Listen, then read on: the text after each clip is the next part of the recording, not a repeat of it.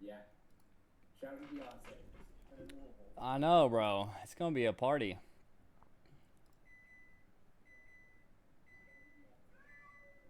I know, bro. It's gonna be a party.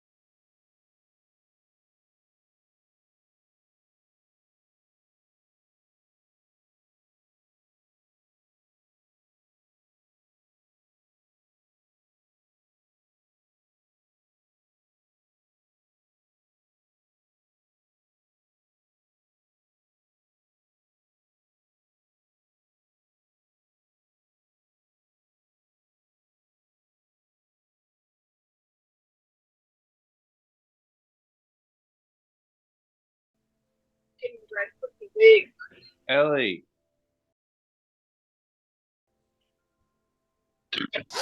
Pardon? Alright, just about ready. Oh, got a freaking bug bite on my leg. Oh, I was going to.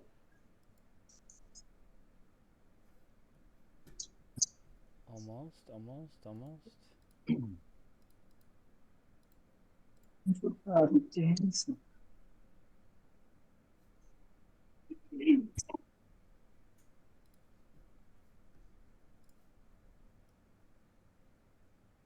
I'm still also getting set up. My computer's going mega slow today, guys. Fuck. So be ready for that. Ooh.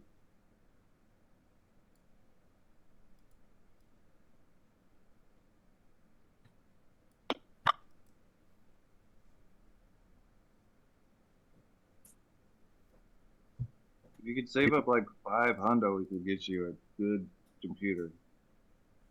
Desktop type thing. You on your laptop right now? Yeah. I have my laptop that I got in 2013, and then Harrison gave me a laptop as well. Yeah, I got an old laptop too, but I feel like the gaming laptops aren't bad nowadays. I've had them last for a while, and I've streamed on them, and they do well with processing stuff at multiple programs, and maybe not high quality games, but I could stream from my fucking laptop, and still have it. It's probably 6 years old.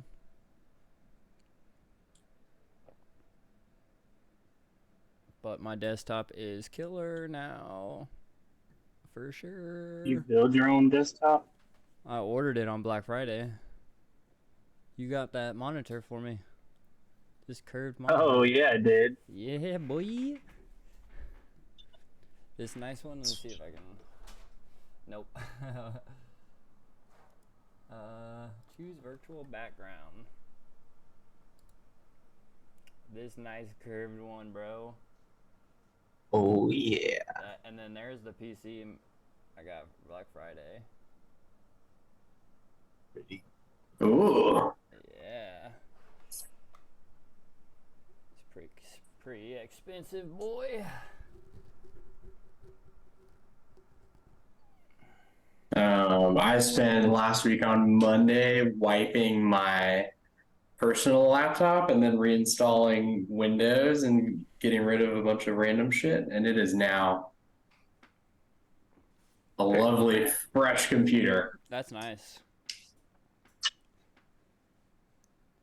How did you install Windows? You can make like a backup, so you can do it on your computer if you Google how to do like a clean install or something, and basically if you have like a flash drive, which if you don't, you can get now for like $5. I might have one. It puts Windows like on there, and then it can reinstall itself from that. So it was very nice, and it just like deletes a lot of random stuff that has accumulated if you have a computer that's like not bad, but it's just like slowed down and bogged down over time. Yep. Makes sense. What up, L? No, we can't hear you. I can read your lips, but I can't hear you.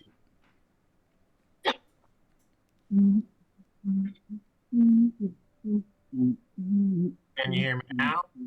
Yeah. Are we streaming this session? Yes. Okay. Could you drop that in the Chizat?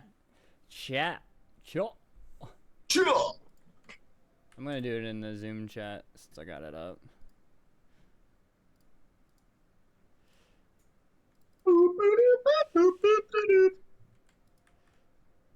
Oh. Can you hear me now? Yep. Bro. Now it probably Not sounds quiet. even better. Is it better now? Yeah. Yes. Fantastic. Sounds good. Sounds good. Very nice.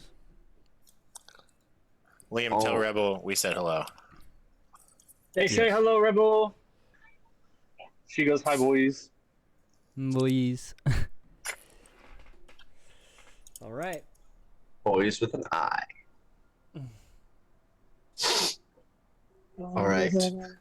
What's up, y'all? Whoa, we're sponsored by Honda. Are we? We're all getting a Honda. When we get to level 20, we get Hondas. I named my mount Honda, remember? We all named our mounts after different Honda cars. Yeah, I didn't realize that was for the sponsorship. I thought that was just what you were into. Well, yeah. My map has 6 cylinders. And it rides like a dream.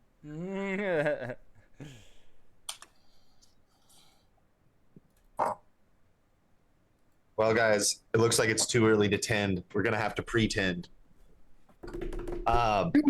Last time that we all gathered, we picked up with the Circus of On Values, Dragon Ball Z. Sorry. continuing their research at the Library of Candlekeep. After finishing your first full day of research, Egg took some time to commune with Kronos in a private room that he had rented at the hearth, while everyone else, including Mort's animals, grabbed chairs and drinks from the bar. Frenzy stayed outside, just stargazing and pondering all the new info that he had taken in during the day. Mort met Deridoc Foxhollow, a young halfling, and his treasure seeker companions, one of whom had a bloodhound that Mort was very excited to meet. Kriv attempted to perform his ritual to Malar, accidentally meeting a little halfling feeding some gulls and pigeons while he was trying to scope out some animals to kill. However, this person was friendly and fell for Kriv's deception, suggesting a place where he might find some solitude to watch the animals. Kriv followed this suggestion and snuck into the Pillars of Pedagogy in a place kind of between the pillars where he was able to quickly find and kill a bird, consume it, and draw the blood glyph to Malar on the ground. Before making his way back to the hearth to rejoin everyone. After hanging out for a while there, Mort biffed on the pan flute and everyone left as the whole bar turned to look. That night, Egg and Moose spent some time making holy water, and the rest of you all just kind of hung out in the room at the House of Rest until going to sleep. Took a long rest, and in the morning, most of the party paid a visit to Harold Hammerbein, the smithy, asking mostly about weaponsmithing. Moose Glob and he exchanged sword examinations, each one looking at each other's swords. Mort, upon your return, had bought half of the stock of the hearth, like half of all the food that they had, conjuring and filling a very large breakfast cart that he planned to share with other seekers, the avowed, and anyone who wanted some. Egg also made an ice sculpture for the top. You all made your way back to the Pillars of Pedagogy to resume your study. Frenzy spent his time all day one-on-one with Geo at a different table, helping him read gardening books that will help him gain proficiency. The rest of you learned about some mushrooms in the Feywild, plus a couple of druid circles through the lens of someone who doesn't quite understand druids very much. Kriv finally had a chance to learn some more about Malar, the deity of his recent conversion. You all also read about several gem dragons across Faerun, including Jakuralax, Kriv's parent. After a break for lunch, during which Egg sent a message to Duke Loran about the dragon that had killed his son, Lornal, just getting some more information, you all got back to your studies. You read about the Geosephine had gone to get the round 2 of your research queries while you were at lunch. When she got back, You all read about the process for crafting and, more importantly, attuning the material component for plane shift. A few options there. You study about hemocraft and how it is used and who uses it. You studied cold iron, which is an alloy forged at low temperatures with adamantine. And learned some different methods to do that with. That one seemed to be important to have a copy of. So Egg and Moose Club went to commission a copy of that from the House of the Binder. And as you were heading that way, witnessed a group of black-robed avowed chanting what sounded like prophecies. Back in the library, you all learned about Mithrandain, the autumn city of the Eladrin, and Mort was able to put together that is the home of Relarion Rualinir, the vampire slayer. So you all requested some more information about him. Moosglob, Kriv, and Felix went to look for a fight that night when you all were finished with your research. And they successfully found an imposing paladin of Ioun named Melanthios. And you all were getting ready to have a little fisticuffs brawl, but you were quickly informed by an avowed that fighting is against the rules. But Melanthios was friendly and agreed to join the party at the hearth for a drink. Meanwhile, Frenzy was outside practicing his gardening stuff before bed. Mort and Egg decided to track down the friends that Mort had made, Deridoc and his friends. Egg used a locate creature spell to find them in the Pillars of Pedagogy. You all offered them food, and which they took, but they didn't really want to hang out. Mort, as you all were leaving, glanced at the table and noticed a map of the area around Neverwinter. And Egg decided to scry on them. At that point, he was able to watch for 10 minutes and realized that they were planning a heist. The two of them reported it to the guards at the front gate, and everyone met back up in the House of Rest, and you all took another long rest. Was that in the last 10 minutes of the game? Because that's the only part of the session I didn't watch. Yes. Okay. That is where we ended last time, so we will... If I might just say, there were a few times where I, as the watcher, was having like a thought of like, oh, I wonder if this, and then you all immediately addressed it. So fantastic. I felt fully there in spirit. I appreciate it. Yeah, I was curious if my Fey blood would be capable of doing the job of like that tuning fork, but as you said, we're not sure. So. Cool beans. I love you all. Glad to be back. Welcome back. I feel like it's been a long time since we have all been here at the same time. Bro, summertime blows. Yeah. So busy. But well, good job, all of you all, for being adults and working your schedule around this. Happy you all are here. Yeah, it's the morning. You all wake up in your private group room, which is still rented for another like 8 days, I think. But the day is yours to do with as you please. I assume I slept outside as per normal. Yeah. Can I make my rolls for my astronomer's boon? Yes. It needs to be above an 11 or above. Is that right? Correct. 11 or above. Fuck.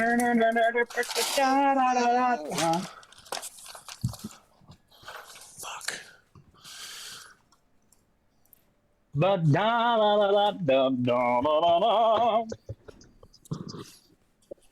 me go ahead and put y'all on the Candlekeep, man.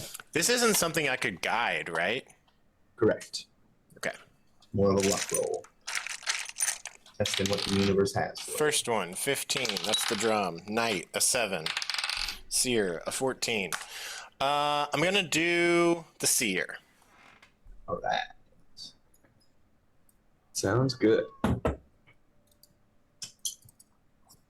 Felix does a big, Can I also show you all? Look how tiny these D6s I got are. Whoa. They're That's very tiny. They're so Hate it. wee. Nope. You hate them? Yeah, I don't like Yep. small dice Too either. small. Too Put it in small. a little bottle with a cork, like a tiny I feel bottle. like I'd eat it thinking it's a jelly bean. I mean, I you eat can eat them. My partner was someone telling me made last the gummy night bear dice. about someone who ate an entire plane over the course of several years.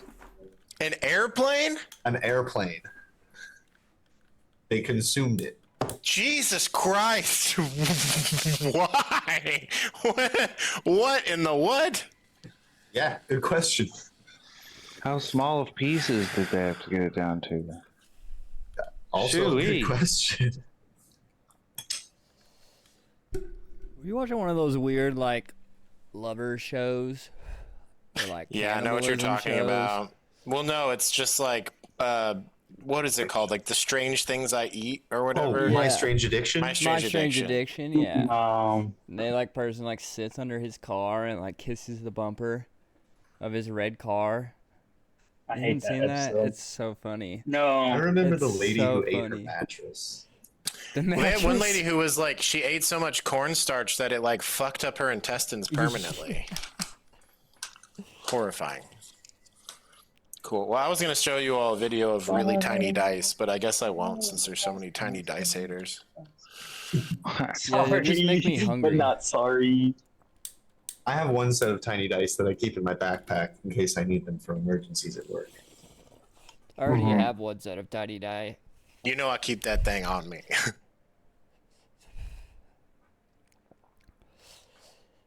They're always Well. on me.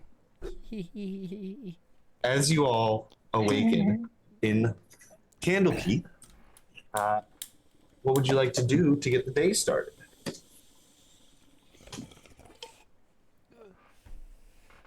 Supposing that I s- more. How slept- much leftovers are there, bro? There any more? Do we need to finish eating these? It was all given away. Honestly, Oh, yeah. Well, Out of you want to go politeness. ahead and buy some more? yes. I'll be Actually, more than happy. I can, bro, if you want me to. Go half season with me. All I'm saying is I'm trying to win over this town, y'all. I don't so wanna we can buy- get. We can't win them over if we buy out the entire restaurant. I don't feel like that's what we want to do, but I'll buy breakfast for everybody this morning.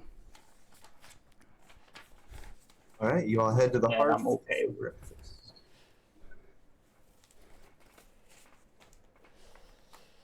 Yep. Umbra I had is to hurry. there. Yeah, I think I probably meet them there since I slept outside, as is tradition. Sounds good. You all meet up. I think as more. Pretty tame in there. As the morning goes, just a few people kind of sipping their hot beverages. More wants to go. Good morning, all. As he walks in. Hey, it's the Sorry. food guy. Sorry about him. Morning. Yeah, look what you've done, Nort. Surprised they think you as the food guy and not the bad flute guy. That's why he did it. Well, It was the bad flute guy was coming too quick. Either or. I'm gonna walk up straight to the bartender, be like, "Hey, sir, how's it going? Good morning." I'm still a ma'am, but Oh, it's going that's pretty well. right. I'm sorry, it's early. Let me get my friend's breakfast, please. And I'm just kidding with you. I really appreciate you. And Sure. then I want to start with a beer this morning, and then we will, or a ale. I don't know why I said that. And then You whatever know- they want. Yeah, I've been reading in these books. I think I want to have some tea. Do you all have any tea? We do, yeah. Do you have a preference? Something like herbal and fruity. Yeah. We've got a orange lavender tea. Some orange peels mixed in with the dried lavender. It's really good. Get that going for you. Oh, hell yeah. Sounds great. That does sound Your good. ale, Fuzzy. breakfast champions. Yes. I in about 5 minutes. A bunch of I had a- potatoes, hash browns. Sure. had a vision last night from my deity, Do you think you could take a big piece of bread and then cut out a hole in the middle of the bread and crack an egg into the middle? I want one of those too, please. Yeah, I think we could do that. Okay. You can make one for yourself too. Gee, thanks. Yeah, on me. They're actually, I've heard there's a name for those, but that's a good vision, man. I was doing some reading and I read about this thing called an avocado. Do you all have any avocados? I don't Fuck is an think so. avocado? Or Never heard of avo? that. I think it has a V. Avocado. Oh, a I V always even. thought it was pronounced fresh avocado. Oh, avocado. Do you That's have any right. avocado?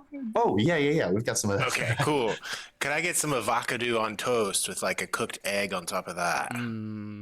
Okay. Writing all this down. I want one of those Cool. too, please. Could you take a bagel and could you remove all of the seasoning from the outside Guys, and then put all of that on top of the toast so it's like everything but the bagel? So it's, do you want the avocado on there too? Okay, Yeah. so avocado toast with egg, everything but the bagel seasoning. And then if you have any pickled onions, then you could put those on there. That Yep. would just, I think, Yep. be the final if piece. he didn't buy you all out, Just like a dozen of those if possible. probably I'll more. pay for all of it too. Can I help you with this? They are asking a lot. I I'd be am more than paying this happy to time. help. Old guard Okay, in the back. I got the next one then. Okay. That for real is like my favorite breakfast and one of the most common breakfasts that I have. It's We do love avocado toast. You know, an avocado is kind of the same thing as an egg. You mean avocado? Avocado toast. Yeah. Yeah.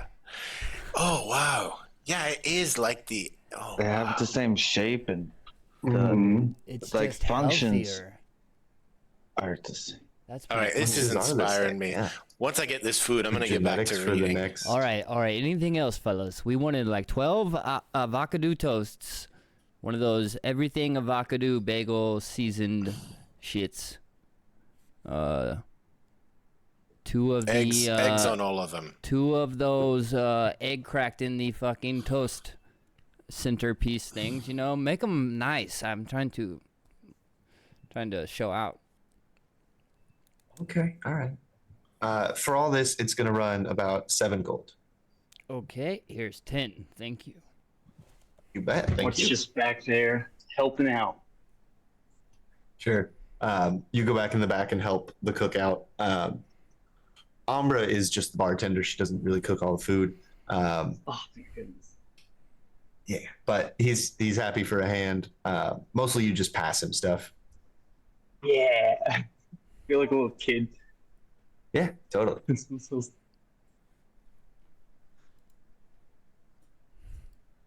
Felix eats through his food rather quickly when it comes, and then says, I'm going to go look for a courier. I'm going to send some money to my maester.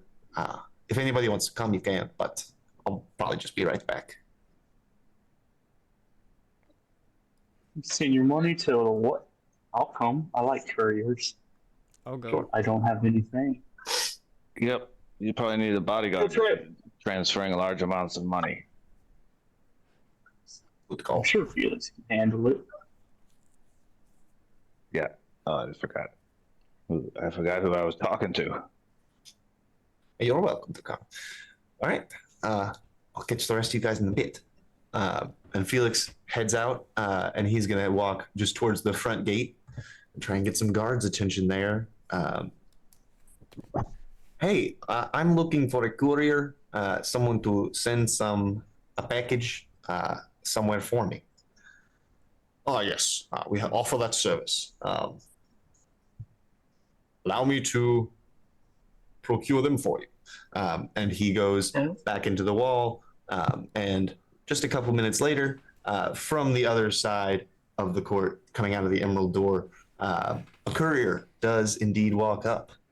Hi, I heard you guys had a package you're trying to send. Making my rounds? Yes, here we go. Felix pulls out a pouch, like massive pouch full of gold coins. I What the need this sent to Caer Caladir in the Moonshae Isles. Okay. Yeah. Let's see. Got that going up. Yeah, I can take it up to Baldur's Gate, and then they'll have a ship going over that way. That's a pretty hefty. Yeah. See, this is going to run about 20 gold to send. Is that okay? Yeah, absolutely. Felix takes out another 20 gold. Jeez. Oh, what's up, Kriv?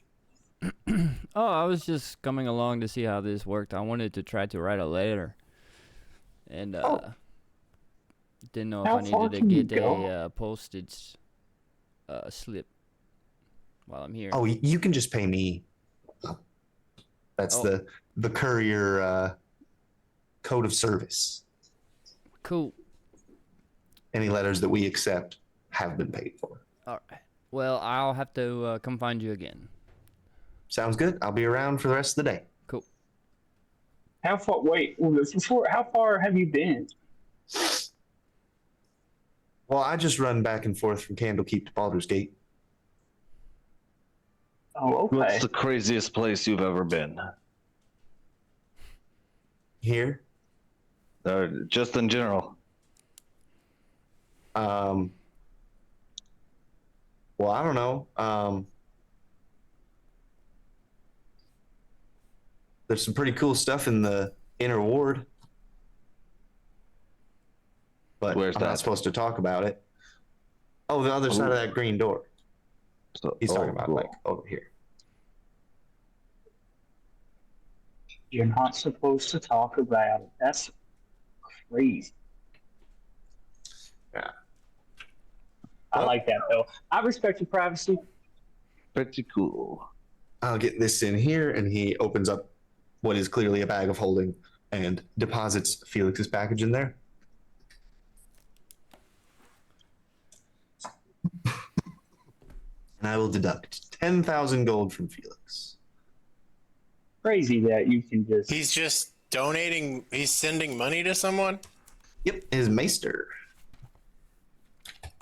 What the fuck is a maester? Why you gotta go mace? Well, he's the guy who trained me in using all my weapons and stuff. He's got the monastery back on the Moonshae Isles. And yeah, he gave me so much, you know. He adopted me when my parents left, and he just found me. Really, he was kind of like my dad in a lot of ways. Well, yeah, no, I can respect that. I just guess I never knew that you would have to have a character or a master. Like I never knew you would send some money to somebody. I You like think that. I just learned all these skills on my own? Come on. I'm cool, but not that cool. You're I pretty just guess cool. you were always just.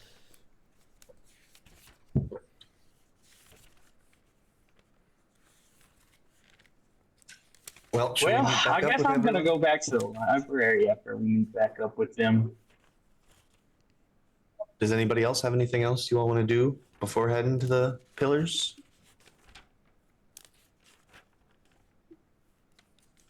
I think I'm just going to be spending a lot of the day reading this gardening book.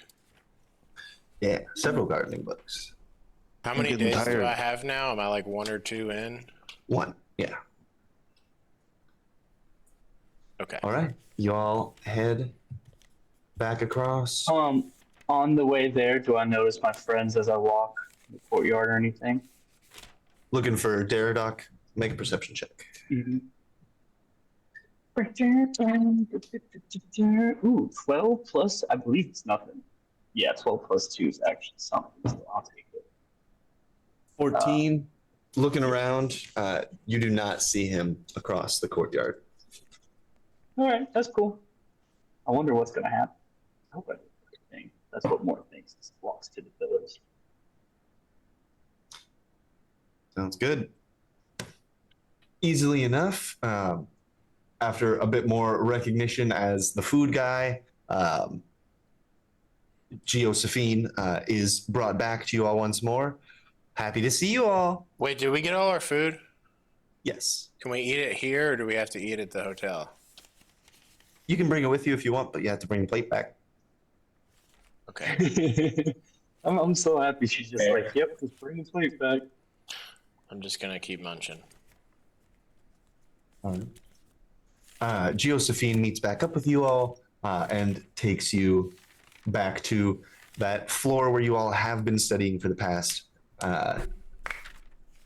maybe 2 days now. And the books that you all had requested last time are still on the table. Those that you have read, pushed off to a side. And yeah, if you all are ready, we can get into it. All right. The first thing Mort says. Mort settles in. That's all. The first thing that you all had requested that I have notes for is Moose Globe had asked about firing a huge net out of a crossbow. Oh, come on. Don't go slow.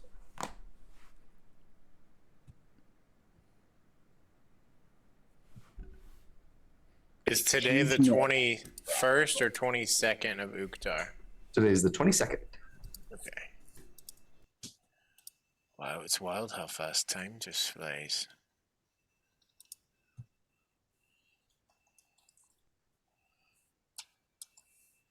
All right.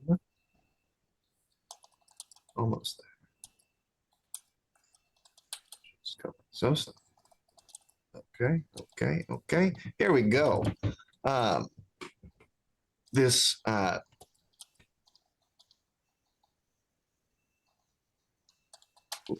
first for you. Oh, I guess I didn't need that part. The first book is Martial Discourse, Fighting with Nets by Balfand Deramos. And this manual describes several techniques for melee combat using a net, including diagrams showing different movements to ensure proper release, expansion, and containment. There are diagrams showing the exact hand movements, as well as a look at the best options for which weapons to have in the other hand.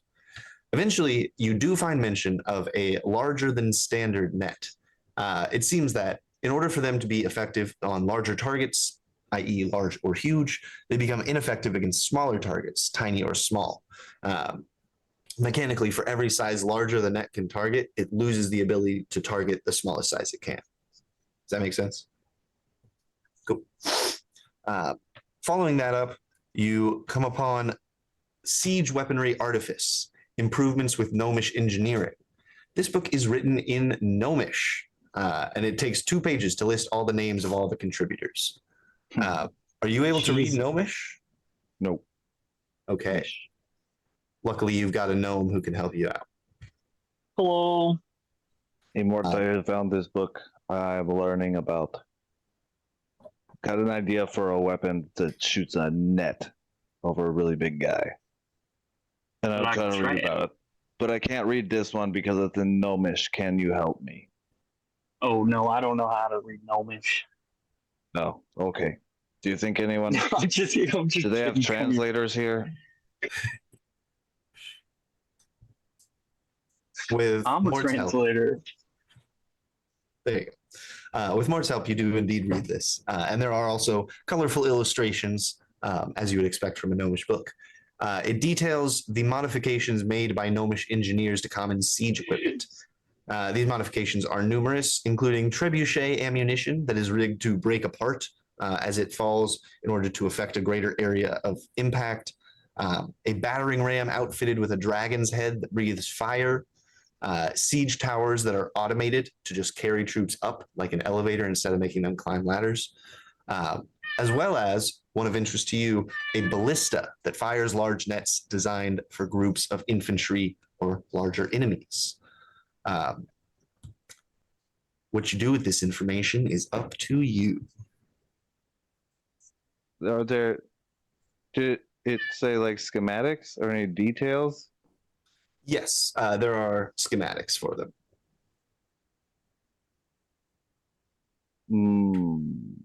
Mort, are you still here? Yes, Mort. Become so engrossed in the book I can't see anything around me. Do you Do you think I should get this copied, or do you want to remember it? I think we should I get don't it have any copied. money. Oh yeah, I don't have any money. Will you I pay for will. me to get this Oh, copied? okay. Yes, I will. I mean, you're trying to Fantastic. ask an old man to remember something. That's not going to work. Yeah. Okay, we want to get this copied. Okay, you go over to get it copied. Can you tell me like what kind of materials it requires? Yeah, wood, and then in order for it to be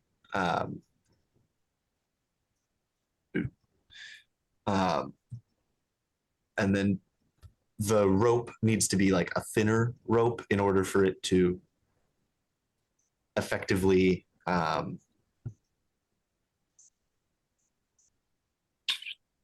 expand, aerodynamically.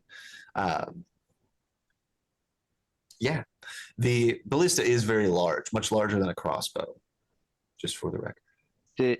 I heard you mention groups of armies. You're talking about receiving the net, not deploying the weapon, right? Correct. Okay. It is still just a one-person weapon. Well, as a ballista, Well, I'm very excited requires for that. one person to load, one person to aim, and one person to shoot. Whoa. Oh, it's teamwork. It makes the dream work. Whoa. I don't know. Maybe like if we ever built that, how would we carry it around? Maybe it'll come in handy. I'll hold on to it. Maybe we'll have a siege mission or some shit. So are you going to go get it copied? Yes. Okay.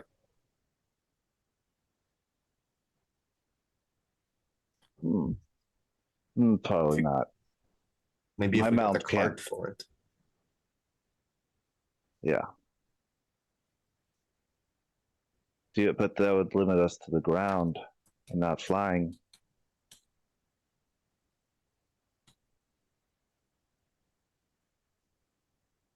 I'm down for it. Especially if it's something you want to do. I say we do it. It'd be nice if we could find some kind of magic artificer that could make something that could deploy like my armor. But I don't. None of our friends that we've made are ringing any bells for that service skill. Well, Good So let's just balance. get that copied, and I'll hold on to it until it comes in handy. all right. You head back to the house of the binder with Mort and submit that for copying. I won't go through the whole process since you've already been through it. The one that you had requested yesterday, cold iron smithing, that one is ready for you. That copy has been produced. Here you go. Me? Yeah, you and Egg had come over to request it. This is already paid Thank for, you. right? I don't have any money. My friend here is paying me for this new thing to get copied. But I will take it. We ordered He's it. my, I'm just he's a my pickup best guy. friend. That'll be 100 gold pieces for this siege weaponry artifice. Damn. More? Okay. Hey, yeah. Thank you. I got it. Okay, we'll Thanks. have that ready pretty soon. Just come on by in like a few hours if you need it soon, or it'll be here. Other than that, We'll be back tomorrow or later Sounds great. tonight. You're very nice. meanwhile, while they were reading about that and then going to make the copy, Egg, you had requested information about the jungles of Chult. And this one also garners Felix's attention because it's a cool book. It's called Dinosaurs, the anachronistic biology of the Chultan Peninsula. And it lists dinosaurs that have been observed on Chult, and it has cool pictures. There are descriptions and pictures for Allosaurus, Ankylosaurus, Brontosaurus, Deinonychus, Dimetrodon, Hadrosaurus, Plesiosaurus, Pteranodon, Quetzalcoatlus, which you all have seen yourselves, Stegosaurus, Triceratops, Tyrannosaurus Rex, and Velociraptors, which you've also seen. Are there any of those descriptions that you all would like to hear? Dimetrodon is more closely related to mammals than dinosaurs. Just going to throw that out there. That's neat. In hearing the description of these, would I be able to wild shape or would I have to see them? You would indeed have to see them. If Mort polymorphed someone into a dinosaur based off the description, would that count as seeing it? In order for Mort to do that, he would have to see it. The spell does not specify that, but I understand that limitation.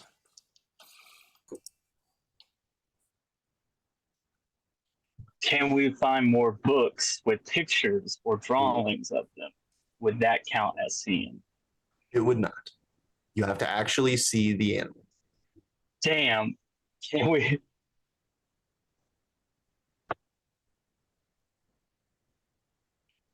Which vision?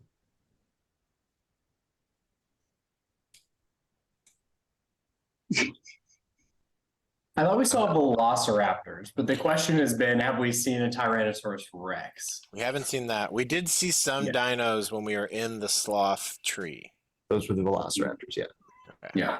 So I could turn into a velociraptor at some point, theoretically. Or a Quetzalcoatlus, which moves blood paths. You have seen that. That is all. Okay. Yeah, Egg reads about probably the Plesiosaurus. Okay. Because I think because they're in the ocean, it's probably the one that he knows the least about. I'm just going to throw this out here. If you guys ever want to go on a side mission to just look at dinosaurs, I'm totally down. Well, one day we're supposed to go back to Cholt, right?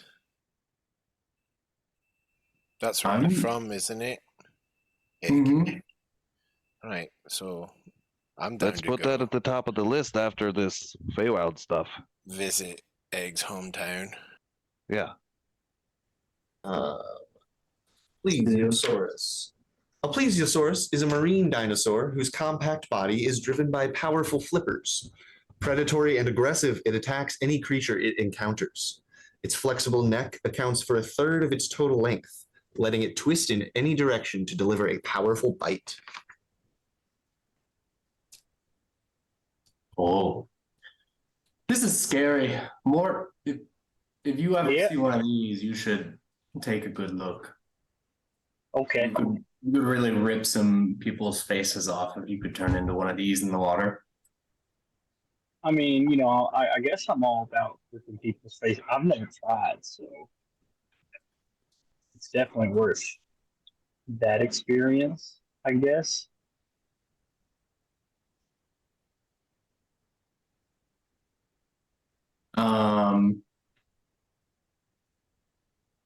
Ed tries to understand the difference between an Allosaurus and a Tyrannosaurus Rex. Sure.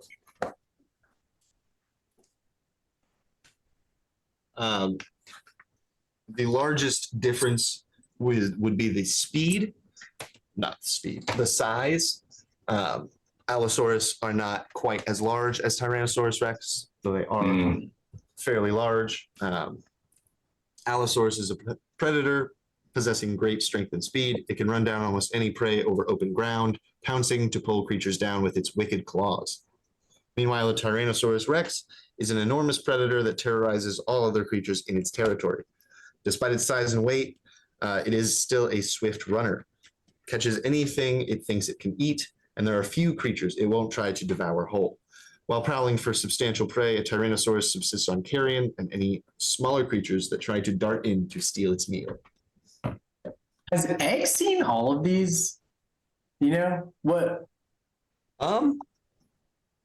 Probably not all of them. All. but certainly some. Yeah. Think about if you've seen a bear, apex predator. They have huge territories and they're pretty few and far between. That's my guess. Yeah, that's a good way to think about it. Yeah. I feel like you've probably seen a lot of the like smaller ones or like the docile ones. Definitely seen some brontosaurs. Hard not I feel to. like yeah. And some stegosaurus. Are stegosaurus herbivores? I think Evan says yes, so I'm not going to say what I think. Cool. The ones with I the thought they plates were- on their backs. Omnivores, but maybe I'm thinking of Stegosaurus. one of the other ones, Triceratops, like the omnivores that I was thinking of. Yeah, that's Stegosaurus. Cool. And then I also got a shark. I had those when I was a kid. Fun to put together. Yes. I think like in the Sloth Folk there was like a game that you heard that like some people played of like running and like touching a stegosaurus. That's good. Running. Uh-huh. With their incredibly slow speed. Yeah, I looked it up, and egg sprinting speed is about 5 miles an hour. Yeah, that's awesome.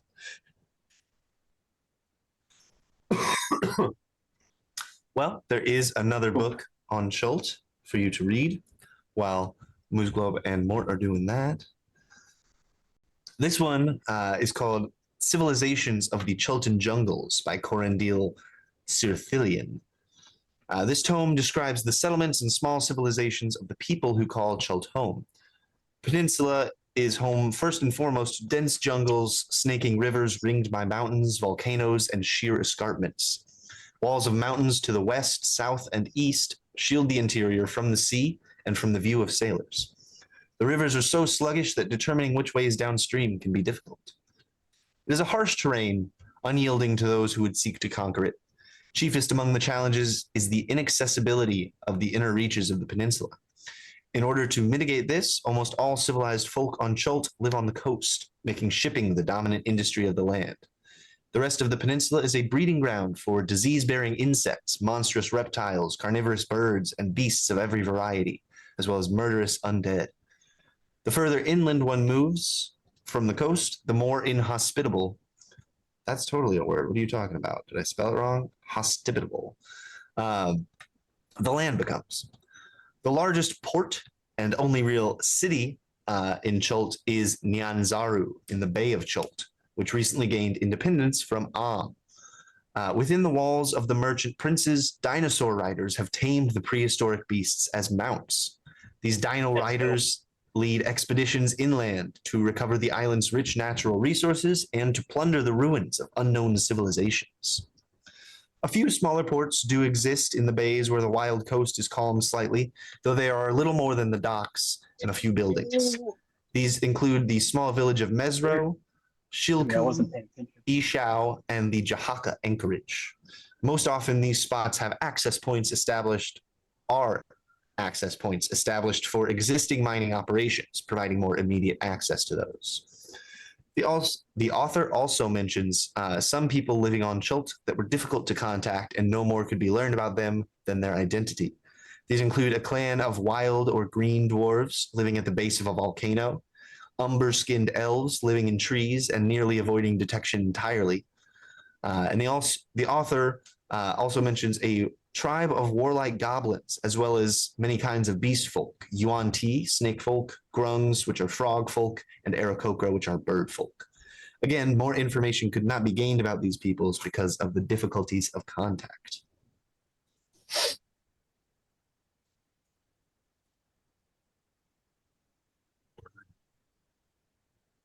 Does it say anything about the sloth folk in the book? You had asked about the sloth folk, and you ask Geo, and she says, "Oh, right. I'm really sorry. This is the first time something like this has happened. Well, for me at least. I'm afraid that we don't have any mentions of sloth folk in our entire collection. I did a keyword search and I asked some senior adjutants and everything. There's nothing. And as you know well, the sloth folk's greater existence is a purposefully well-kept secret. So it makes sense that there's no mention.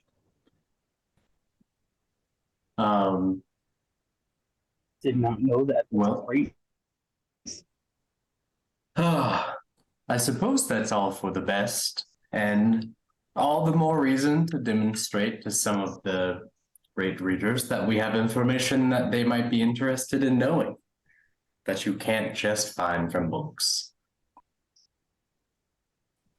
Just to be clear, you're offering to break the secrecy of your people so that you can meet a great reader?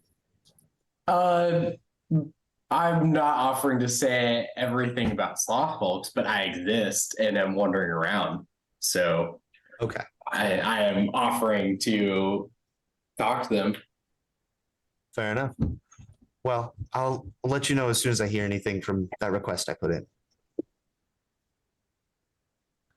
Thank you. You bet. At this point, Egg, you have been reading for a while, and it is approaching lunchtime. You've got time for maybe one more book. In the meantime, Moose Glob and Mort have made it back, and you all can perhaps read a different book before lunch as well. Same with Crib and Felix helping out. This one, you had asked about Ormalagos. And this one I had to use a keyword search as well, but this one actually did find something. This ornate scroll bears the sigil of Candlekeep at its ends, and it opens to a small inscription stating that this is a rubbing done by sages of Candlekeep from a marble slab that has been dated to negative 24,000 DR. The slab is written in ancient Elvish. You speak Elvish, so essentially this is like reading Old English. There's just some like phrasing and spellings that are a little weird, so it takes a bit of challenge to get it. But the inscription's ornate language tells of the very first dragons that spread across Faerun and the horror that they brought to the budding Elvish realms of the time. The dragons reigned over Faerun for millennia in what would come to be known as the Age of Dragons. Many of them lived for thousands of years as great worms, shaping the terrain around them. Ormalagos was one of these early dragons, and he claimed the archipelago that connected the southern edge of the continent to the then island of Chult. By some magic, he raised the land, which formed into the black jungles, closing off the shimmering sea with a permanent land bridge. The archipelago had been home to a nation of aquatic elves known as the Metkaina, but they were wiped out by the earthquakes.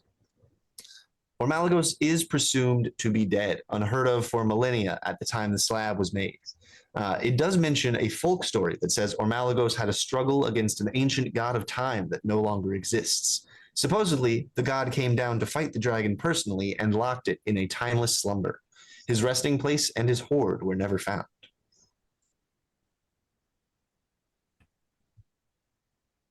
Oh, man. Wait, is that about? Sorry, I've been reading my gardening books and not really been paying much attention, so apologies, I'm gonna ask a question here.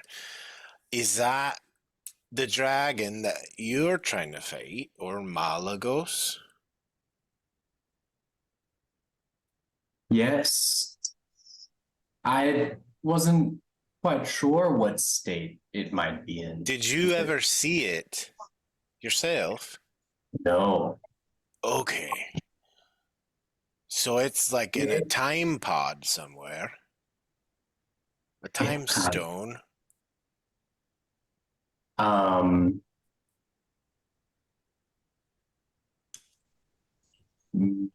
Yes. Hold on. Let's see. Yeah, it seems to be locked in a slumber somewhere. Ormalagos caused us to move to the jungles of Chult from where we used to live. such a long time ago. So where do you all live now, if not Cholt? Just a different part of it? No, we do live in Schultz. But we used to live in the Black Jungle. In the Black Jungle, which was raised by. What does Malagos? raised mean? Like pulled up out of the water? Yeah, it sounds like it used to just be like an archipelago of islands, and then it turned into the Black Jungles. Do we have any maps, Geo? Because I don't quite understand what is being talked about right now. I can try and find a map of Cholt real quick. Yeah, I'll be right back. And she goes and Okay. runs off. Cool. Wow. So then we might, you know what? Have you done a commune today? I'm not, no. Do you want to do one about Marlagos? I'm getting, yeah. I think I'm feeling that. Definitely feeling that today. Jesse, could I make a check to see if I think commune with nature would work in the courtyard, or if that's too civilized? Civilized. That is how Frenzy would say it. Make a nature check. Okay, can I guide myself? Sure. Cool. And I think I'd also like to activate my boon.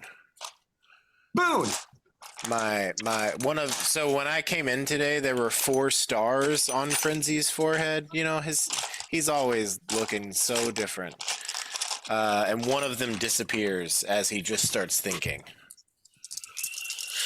Nature check, go. Wow, fucking great. I rolled double 4s on both of my D4s, plus an 18.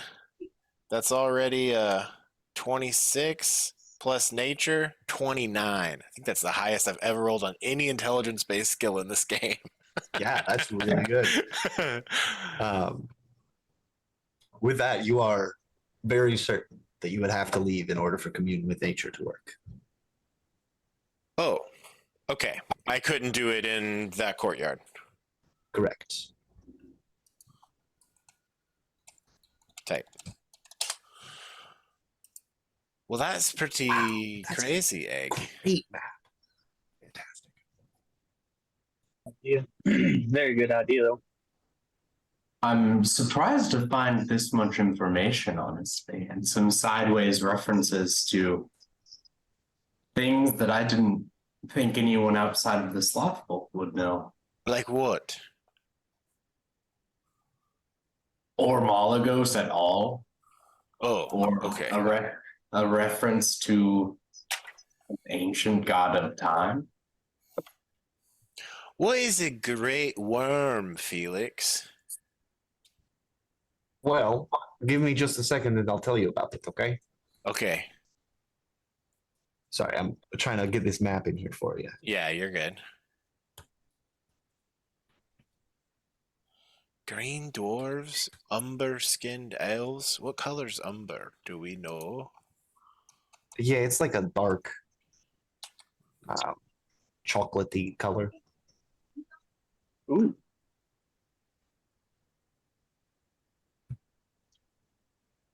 Okay. Frog people. Snake folk, frog folk, and bird folk.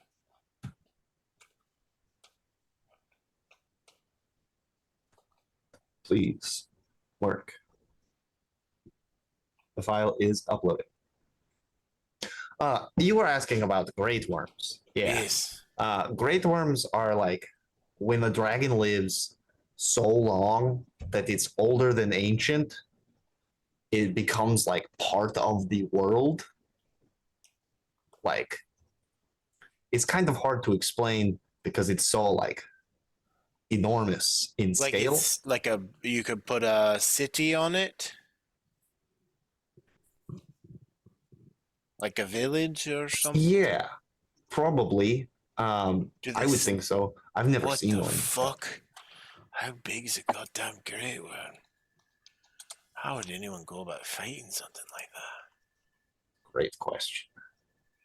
Are there known times that they've been trained? Trained? Yeah. I don't know. I feel like They're thousands of years old. I bet they're training things, if anything, right? Mm-hmm. Geo comes running back. I got it. And unrolls this large map. This is a pretty cool map. I'm really happy with it. Just found it. Whoa. Oh, and there's just a little bit of blood here. Well, that's quaint. Just the smallest amount of blood. It comes with the maps, you know. No one thought to clean that up, right? All right. Mhm. So Gotcha. where do you live, Egg? On here?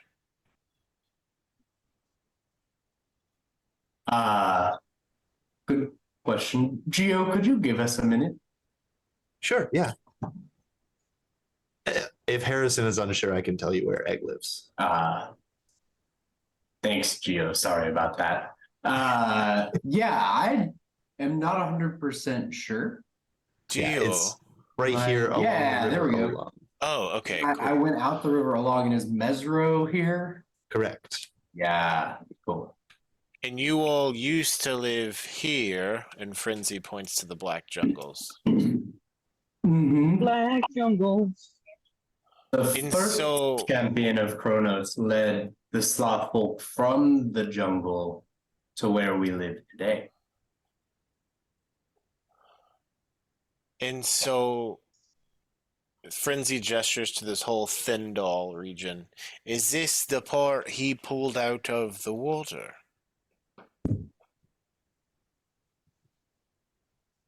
Someone can make a history check for me. All of that. I'm gonna let Jesus. Felix I do would- it too. Can I Oh. can I guide Egg as I ask this? Sure, yeah. Since you're asking. Yeah, I got a nat 20 on that. Fuck yeah. Then absolutely it makes sense that you would know It this. is a 22. Fuck yeah. Plus guidance. Findle has always been the edge of Chult as a landmass. Before Ormalagos, Chult was an island that stretched from the edge of the peninsula to about here, where Thindol is. Where's the edge of the peninsula? Like out here. I mean, the whole thing, the whole peninsula was cut off here, essentially, and it was an island. Does that make sense? So where all that rocky region that doesn't have plants, that's what he pulled up out of the sea? Not quite. Can you put a little box around the area? Around the area he Or pulled something. out from the sea. Sure. Yeah. I'm just confused. Elliot is. Essentially, he pulled roughly that area. Oh, so the entirety of the jungle? Black Jungles used to Yes. be underwater. Yes, it was an archipelago of islands. Okay. Wow. Perhaps one of the islands was where Egg's people lived, and then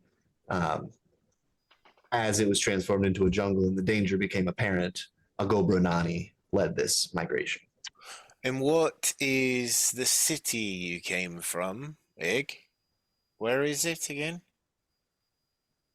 Oh, we live in the forest around here, Okay. near the river Oolong. The River Oolong. That's a T. It's Olong. Oolong. But they do drink oolong tea there.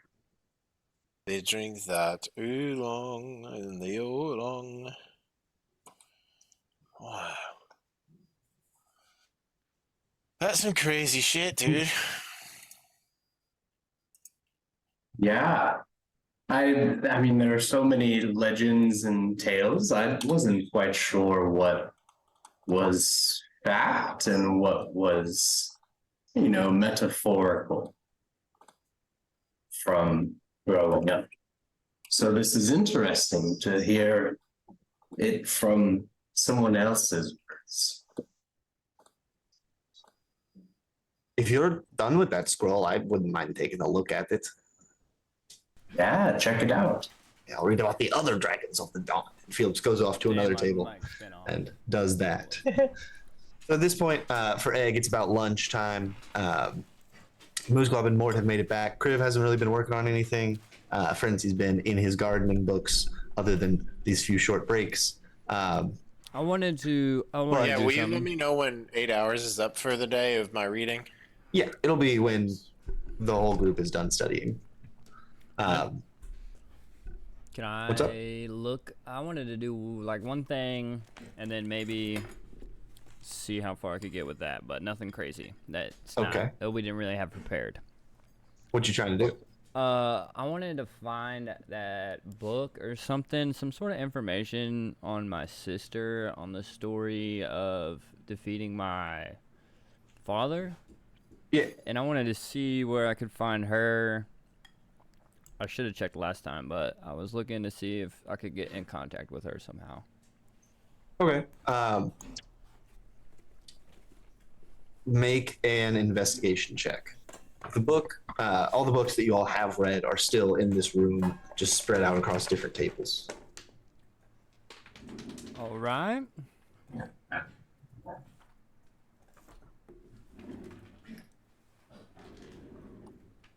$11 plus. Where's my paper?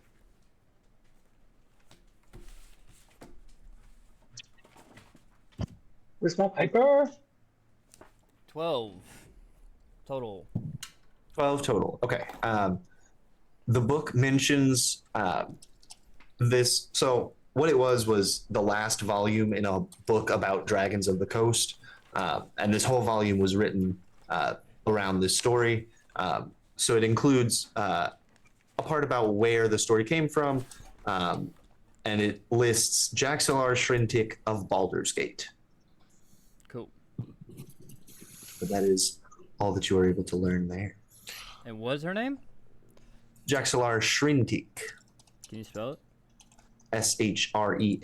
Shrentik. Jesse, I have 3 questions. 1 from Elliot, 2 from Frenzy. Go for them. 1 from Elliot. Can we swap out our spells? Yes. 2 from Frenzy. Geo, could we get a book about great worms? I think I would like to sit next to Felix while he reads that sometimes, so he can point things on pictures and explain it to me. Yeah, I'll add that. I'll start a new list for round 3. Also, is there here a seed library? A seed library. Or does that exist anywhere? I don't know of one here, but I can look into it. Thank you.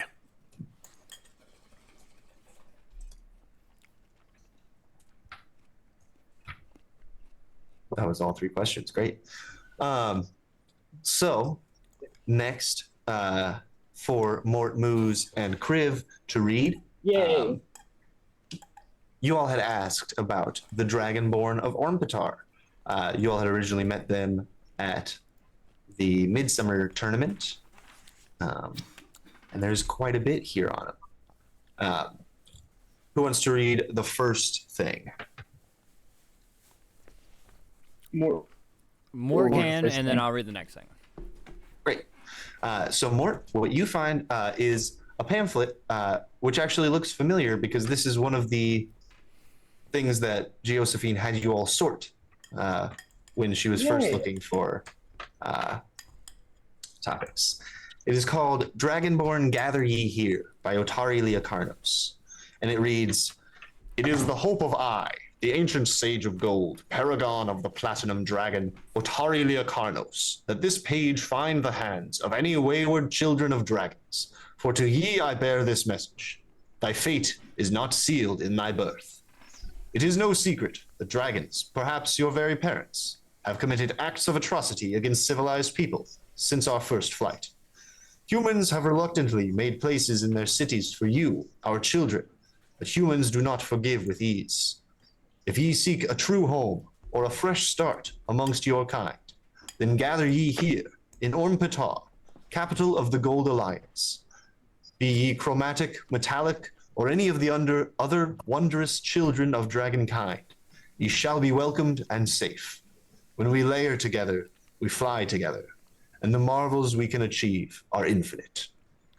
And also a map included shows the location of Ormpetar, southeast of the Vilhan Reach, on the southern side of the Sea of Fallen Stars.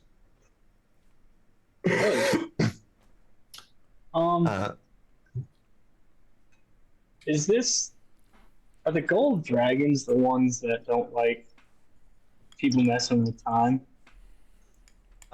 Yes, they are practicers of dunamancy, and they keep the art very secret since it is so powerful. The one that you met was named Rodanar, and he said, okay, keep doing it since it's literally your god, but come visit us sometime and be careful not to let it fall into anyone else's hands. Yes, okay. Word. Now I remember. Cool. Yep. Kriv, similarly, you find a founding document of the Gold Alliance, this being their charter, the charter for the Draconic Free States of the Gold Alliance. This rolled up parchment is written in Draconic, in ornate calligraphy. However, you can read Draconic, so that works out nicely. It begins with a dedication to Bahamut, the Platinum Dragon, and lays out several important principles. First and foremost, the charter states that the primary mission of a new Gold Alliance is to improve the quality of the lives of children of dragons, Dragonborn, across Faerû. It also sets forth a council of advisors to be elected from the populace to advise the king, Otari. The charter also decrees the creation of a defense force known as the Gold Militia and dedicates it to ensuring the justice of the Platinum Dragon is available to all civilized folk. Importantly, it establishes Ormpetar as its capital from within the existing territory claimed by Otari Leocarnos, known as the Golden Plains in common. That territory shall be open to Dragonborn of any scale, with freedoms guaranteed for them there, similar to a Bill of Rights. Far to the north, in the territory of Castrandrathelion, known simply as the Ride, the charter establishes a haven for those seeking a more religious life dedicated to Bahamut. Its capital, Whitehorn, would be the home of her children and a destination of pilgrimage in order to maintain contact between the two states. It is signed by both Otari Leocarnos, the ancient sage of gold, paragon of the Platinum Dragon, and Castrandrathelion, the ancient sage of silver, exemplar of the Platinum Dragon. Cool. Yeah.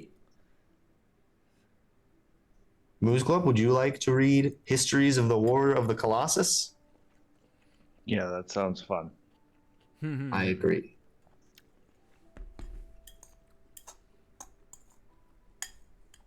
And this will take us to you all taking a lunch break. 83 years ago, in 1408 DR, the Gold Alliance was marched upon by a massive army of giants united across the different subspecies. The war was held in a stalemate for many years at the Naga Flow, the river border of the land claimed by the GMA. The book details several influential battles, but with each one, little is gained or lost by either side. Even with the great strength of Otari Leocarnos, the giants had the advantage in numbers and eventually gained ground, slowly but steadily, until the city of Ormpetar itself was surrounded. The siege lasted for several months before, finally, reinforcements arrived from the north in the form of Castrandrathelion and her children. The combined prayers of the sages of silver and gold drew the wrath of Bahamut, whose platinum head parted the clouds and exhaled a petrifying breath against the giant forces. The petrified giants were left as statues, where they have remained ever since. That's funny. Little divine intervention thing. Shout out Beyonce. Cool. And I'll say, since that one is a fairly quick read, you also get time to read the Salvation of the Akanali, which finishes the books on the Dragonborn of Orm-Patar. In 647 DR. What's up? Nothing, sorry. Okay. In 647 DR, the once peaceful and prosperous. Is there music playing? There isn't, is there? Sorry, y'all. What? There was when we started, I think. When I first got on, it was playing. I don't think so. Just chilling. Let's put you back on key. The what? Yeah. It's not very. I use the teriyaki. Should use the soy. Can y'all hear it now? Cool. In 647 DR, the once in peaceful, prosperous nation of Akanal on the southern coast of the Sea of Fallen Stars was infiltrated and overthrown by the Order of the Black Gauntlet, a cult of Bane led by Iaktu Vim. The population of the Akanal civilization, safe from external invasion for years thanks to the surrounding natural barriers, was decimated before word could reach their allies in Orm-Patar. But when it did, the response was swift. The GMA's dragon generals flew countless dragonborn into the cities of Akanal, quickly slaying evil wherever it was found. However, the Order of the Black Gauntlet would not relinquish control willingly. Iaktu Vim and his followers caused an earthquake, ending countless lives, destroying infrastructure, and leaving the larger populated Akanali cities in ruins. The attack reduced the nation to a smattering of agricultural villages, but they lived on thanks to the GMA. An editor's note here states that they have developed city-states in modern times and that they retain the Gold Sage's protection as well as their independence. Cool. Yeah, that is the Dragonborn of Orm-Patar. And with that, you all have read several books over the course of the day. And it is time to break for lunch. Is there anything that you all want to do with that break, or do you just want to get back to study? Shit, we're just blazing this shit, man.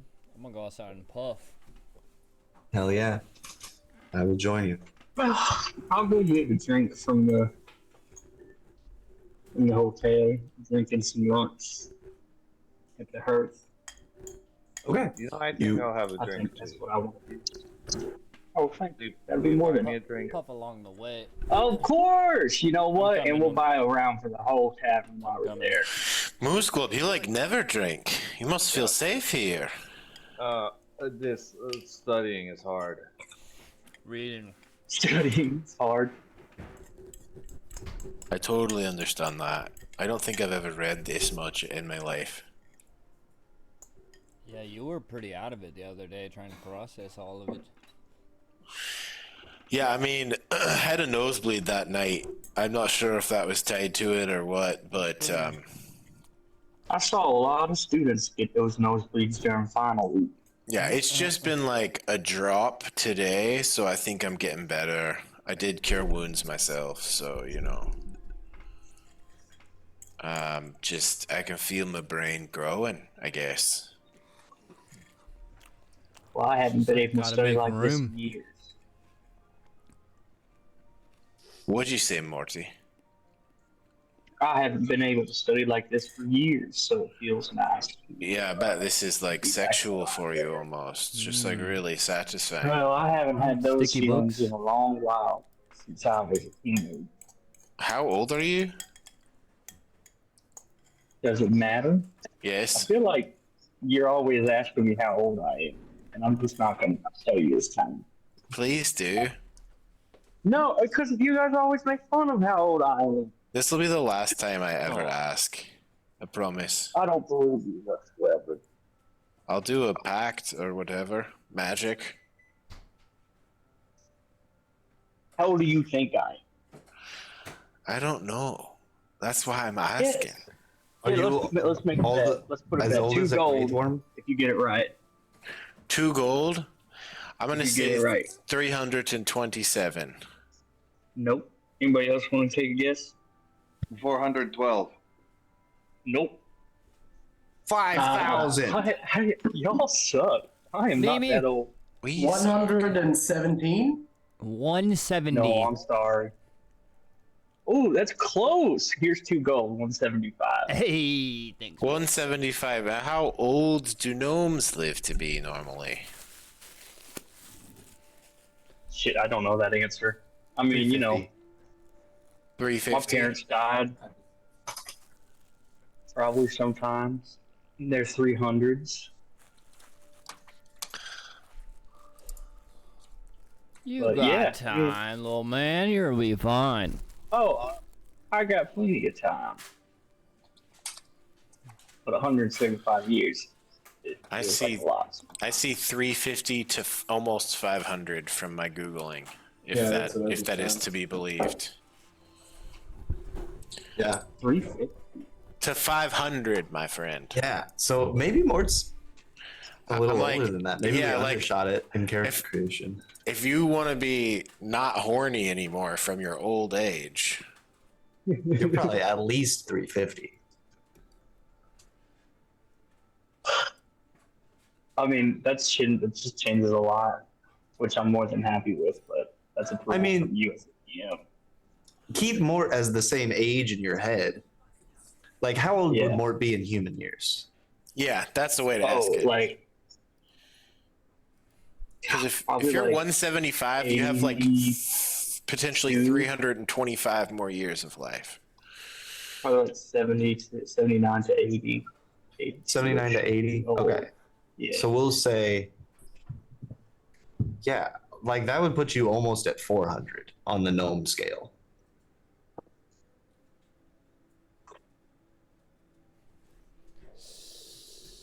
Well, I'm not playing him any different because that's how I've always envisioned. Exactly. We just had the number. Yeah. But now we can joke even harder about how fucking old you are. See, I told you, give me the 2 gold. Come here. I'll give him 2 gold. I'll give him 400 gold. 1 gold for every year. You old fuck.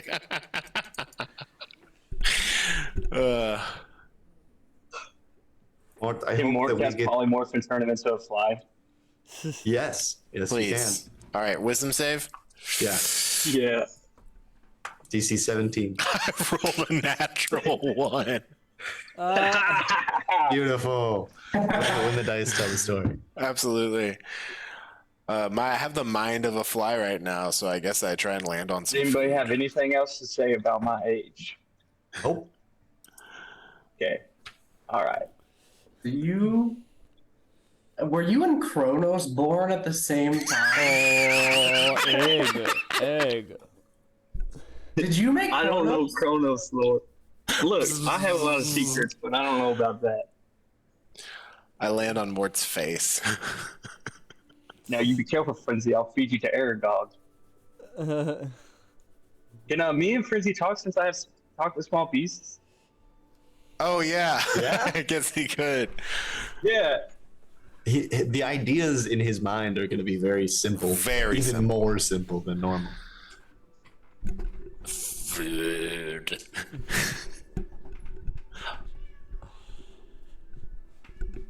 Okay, well, you know what? I'm going to get a drink. Frenzy is going to have to watch me drink. He I'm tries keeping to him in land this in the form drink. for an hour. Yeah, I definitely landed the drink. I turn to. Hold on. If he lands in the drink, I'll turn to Moose Glove and go. You think I should let him drown or get him out? No. No. Okay. Picking him up. I'll get him out. If he drowned, wouldn't he have just turned back into a centaur and then broken your glass and spilled your drink? Yes, but strange. But anyways. fun to go through. When we get to the bar, can I buy a drink for everybody there that's there? Yeah, sure. It's an appropriate lunchtime, so it's reasonably packed. I'd say there's probably 30 or so people in there. You buy them each a mug of ale. That's 15 silver or 2 gold. If you just want to round up. 15 silver, 2 gold. I'll put down 2 gold. I still have a good chunk of money, believe it or not.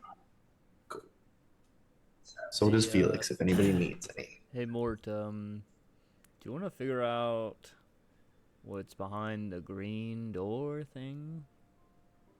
Like, just ask some I'm people. We really don't have trying to to- go anywhere, but we can just like talk about it. Okay, I just don't want to break in. I'm trying to get in good so we can meet who we need to meet. So I don't want to go out and about What if we causing ripples. what if we don't break in, but we buzz in? Like a little friend I just did. will help with Am I the still plan fly? that much, Yeah. Okay. but not. I won't partake in the journey, but I'll get you guys into flies. Okay. If that Well, makes- I don't want to be. Is there a window in here? Or an No. open door? Yeah, you can fly back to the little walkway that you all got here from. I And fly then we go outside. Okay. Oh, I'm so ready for this side journey. So yes, no, I don't want to help break in. Unless I just have to cast some Well, spells do you and want stay to away just from it. question some people, or is that even too much? No, I mean, question people with curiosity. And like I say, curiosity kills a cat and only satisfaction bringing back. What? So we kill the Okay. cat, or we don't? That I Like don't last get that time, yes expression. and I'm no. sorry, friend.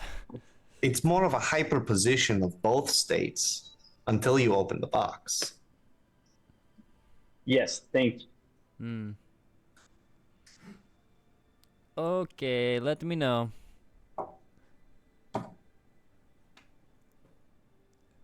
I'm sure somebody else will help you. You just ask around the group, though. I just don't know what I really want to look for in there. You're the one who seems to be invested. Gotta play by the rules here, in my opinion. Yeah. Rules is money, I guess. Sure.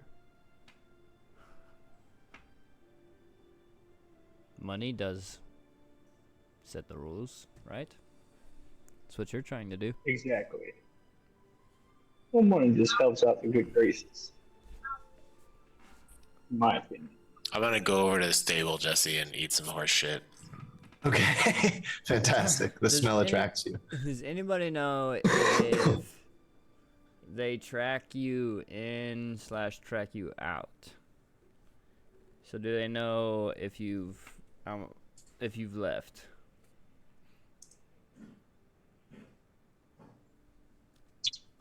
Well, the only way to leave would be through the door, right? Well, like, So I feel do like they they would check notice you you out? left. Do they check you out? Is there like a list there or an like itinerary of some sort? Yeah, like a list of names who are here versus who is not here, and then your That's a good name's on the question. list, and then your name's on the list. Hey, Josephine. Yeah? Do they check you out of here when we leave? No, I think you're just free to go. Okay. Okay. Just wondering.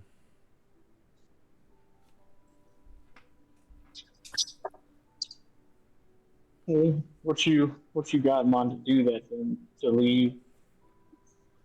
I don't know if there's some way for me to leave really easily, or one of us to leave, or one of us to go see behind the gate, and then, if we need to dip out, we just dip out, and we don't have to check out, they don't know who's missing. They just know that somebody was there.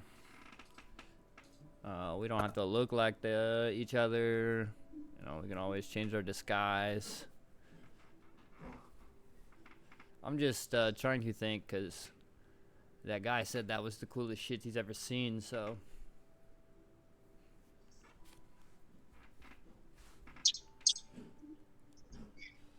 Okay.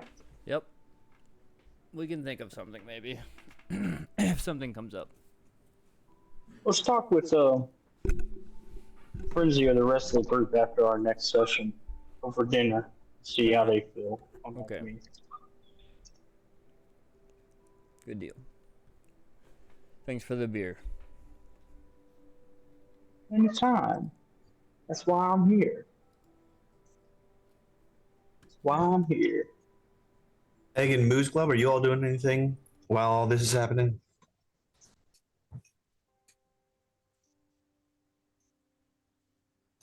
I don't know. Maybe Moose Dog just gets stressed out from reading for 3 days straight and just drinks. I'll be on the road soon. That's fair. Egg, You're outside for a change of scenery, just breathing some fresh, non-book air. What's up? Egg talks with the smart elder. Yeah. Hello. Hello. I am in Candlekeep right now, elder. What's that? It's a library. It's like being inside of your head almost. Or at least this is what I imagine it would be like to be you. So lots of stuff to learn. Mm-hmm. I just read about Ormalagos. Ooh. There's an ancient scroll here that describes Ormalagos and a feud with an ancient god of time. Oh. I wonder if that is true. You know, I really think it is. Do you know, or any of the other elders, whether Ormalagos still lives? I will check with the others. This whole conversation has taken about a half hour or so because Slothic is very slow. You know, in canon, it's actually very fast. When you communicate. Right, it's them speaking Uh-huh. out loud that's slow. Okay, never mind then. That happens within a minute. The opposite time dilation. Within a second, he comes back. No, we're not sure. Fair. Nobody's heard from him since we left in the Great Migration. Mm-hmm. Okay. Perhaps you could ask the other champions, or Kronos himself. I think that's my next stop. Well, I hope you're doing well. The river flows smoothly as always. Keep on floating. Nice. Float on, brother. I think I will commune during lunch. Okay.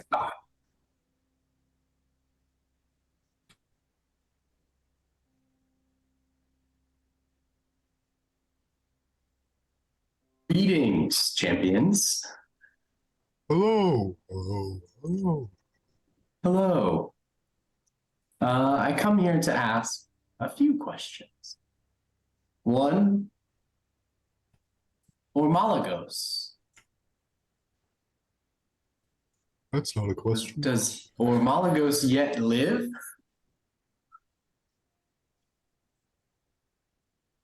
Don't count on it.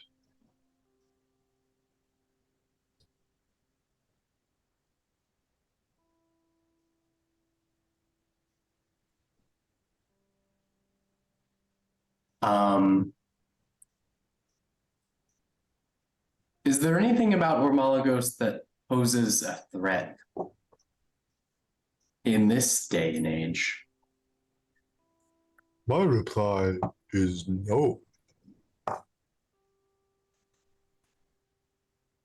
What reply? No. Okay, cool. Thank you. And then on a different topic, as for that tree Yep. and that that's where I was going. portal to the Feywild, is it within 300 miles? Or no, 500 miles of Erebor? Let me measure. I really should have a ruler over here. You know, I'm and gonna if go you grab need to a get ruler. back to me on that later, then feel free. Nah, I got you. I'll be right back. Okay.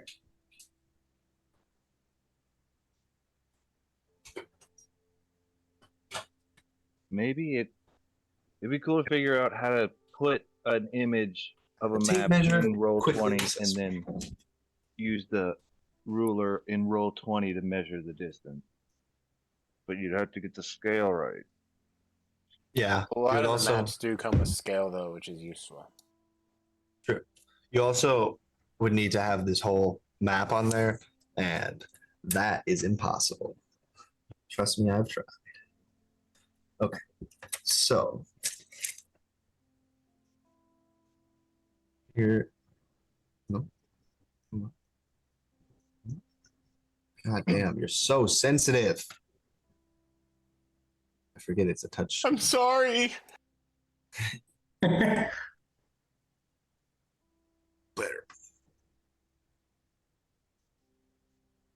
Okay. Here we go. Here we go.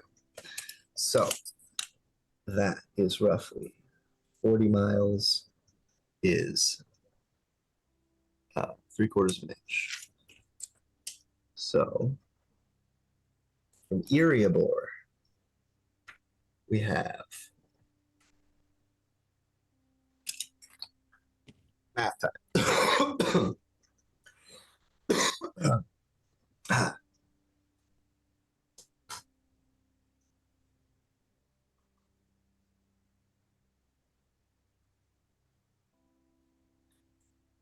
And what was your question? Is it less than 300?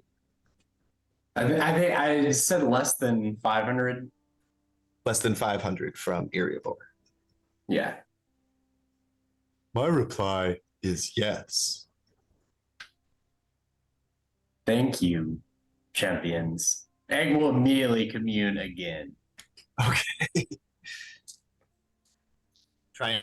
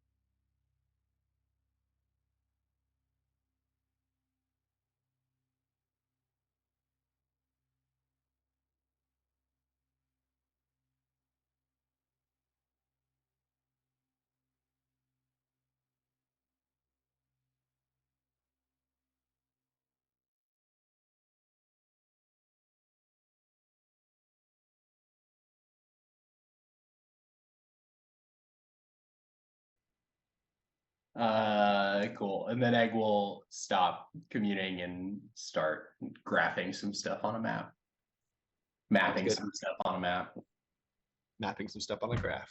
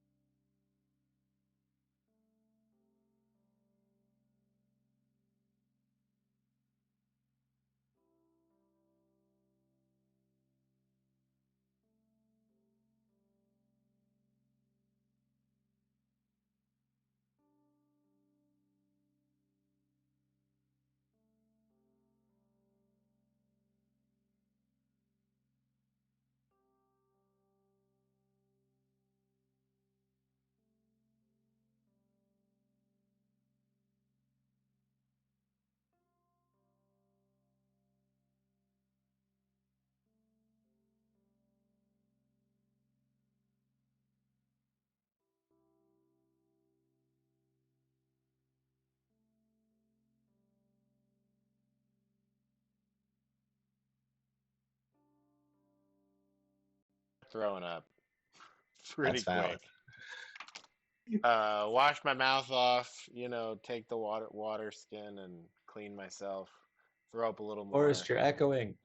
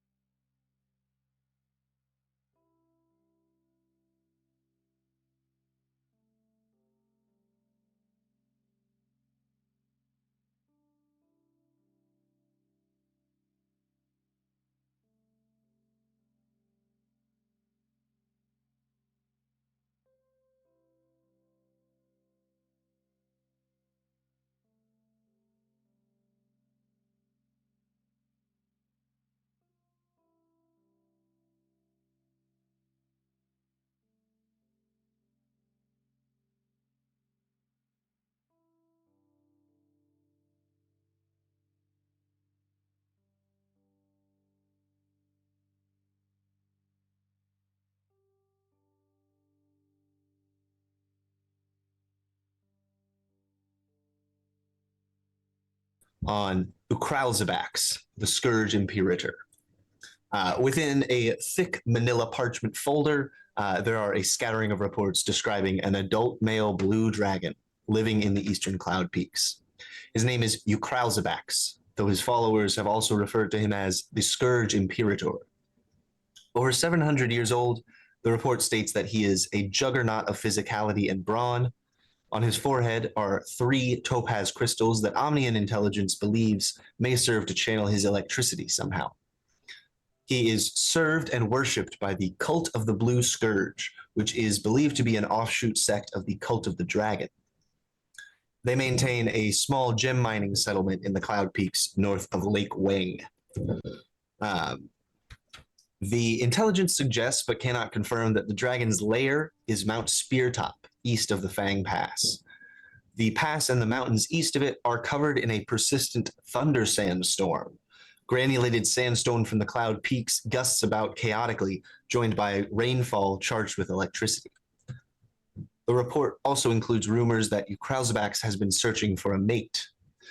Finally, there are casualty reports from the dragon's decimation of several small Omnian villages in the foothills, as well as reports of attacks on the city of Krimor, though their defensive forces were well equipped and able to hold off the attack. But this is the blue dragon that y'all have been searching for. Ooh.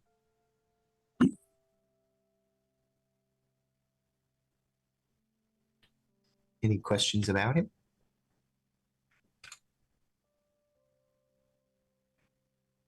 Okay. It sounds like he's horny and causing a lot of damage.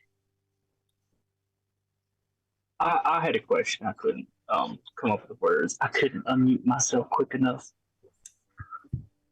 Who would we talk to if we wanted to hunt this dragon down? Is there any leader around here who would really want it gone? That I can really think of. If you're looking for like a patron to pay you for it, I'd probably suggest traveling to and the city of Krimor, maybe talking to them. I imagine they would probably have a bounty out for it. Yeah. Cool. All right. Well, thank you very much. Yeah, absolutely. You guys are gonna fight a dragon? We may try. That's pretty cool. We've fought one before. What? Wow. Didn't realize how cool you guys were.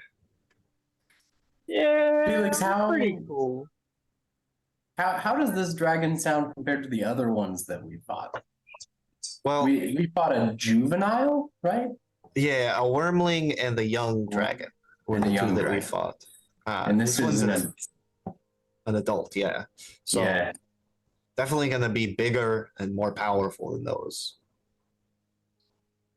We can handle it. Yeah, I hope so. Yeah, gang. I think we can. Only satisfaction's going to bring me back, right, Mort? Yep.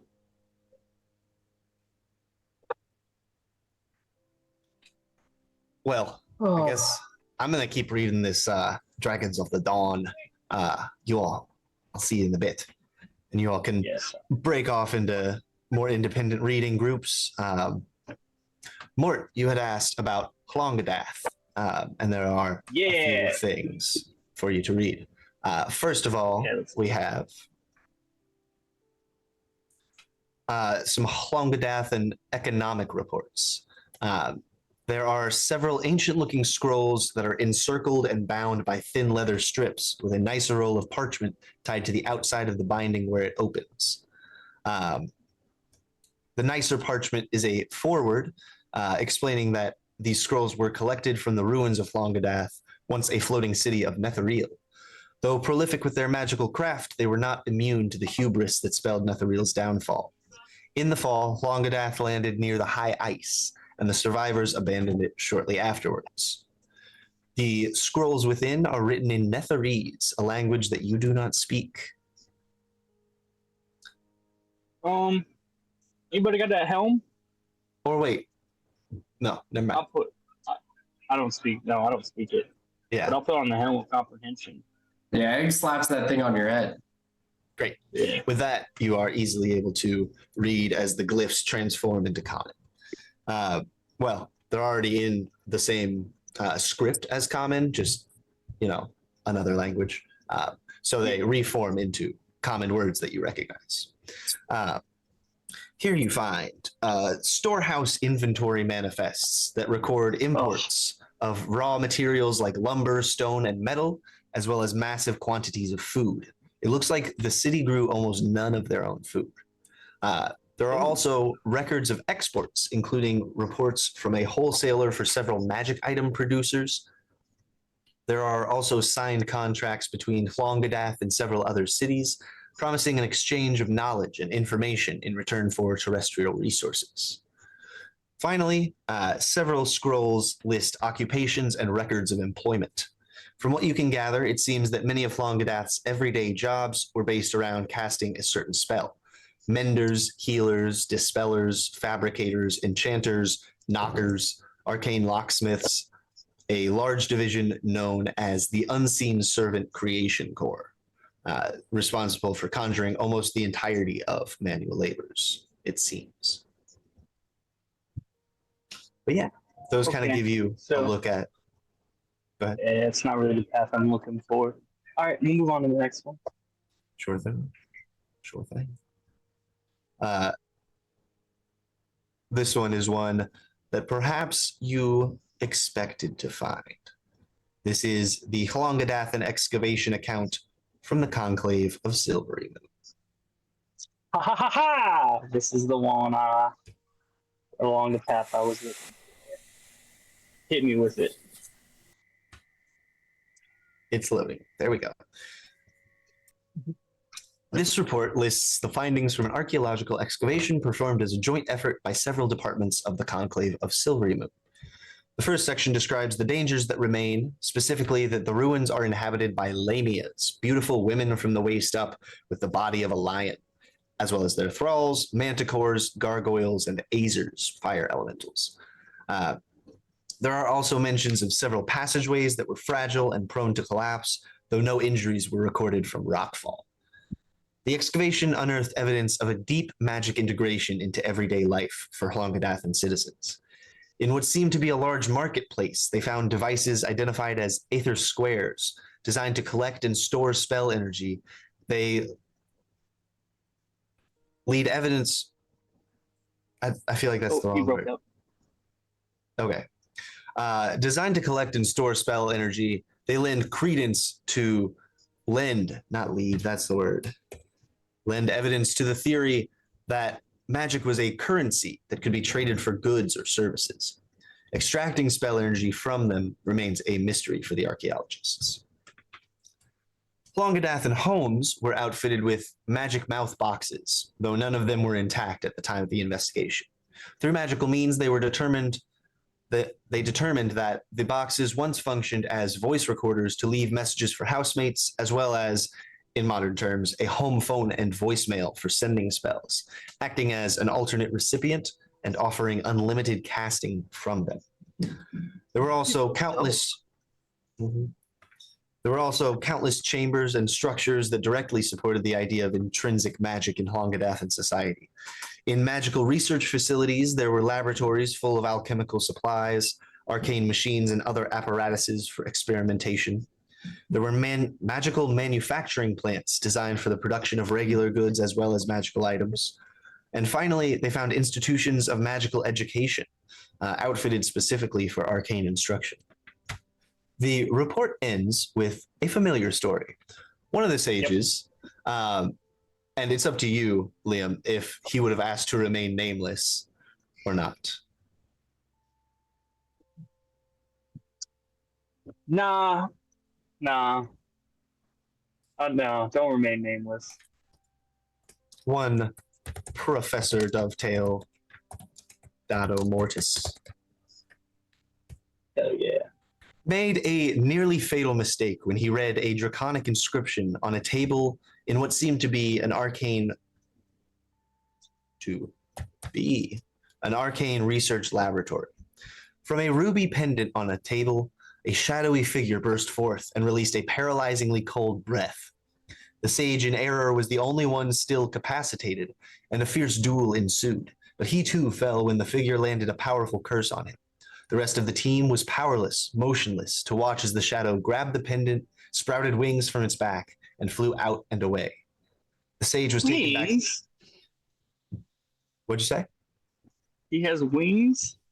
Mm-hmm. The sage was taken back to Silvery Moon and tended to, where it was learned that the memory of his magical education had been erased beyond the restorative means of standard magic. In light of these circumstances, further study of the site has been postponed until stronger safety measures can be implemented to avoid another such accident. Well, I need to find the ruby pendant, is all I know. Maybe that'll bring the downfall to this beast. Yeah, what do you think that pendant could be?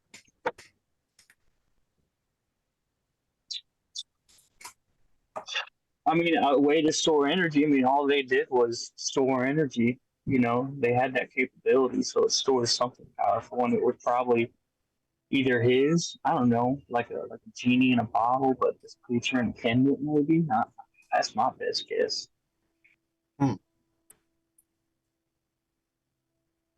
Yeah. That's all it says about that last little bit. They found on that. It says nothing more about the laboratory. Okay.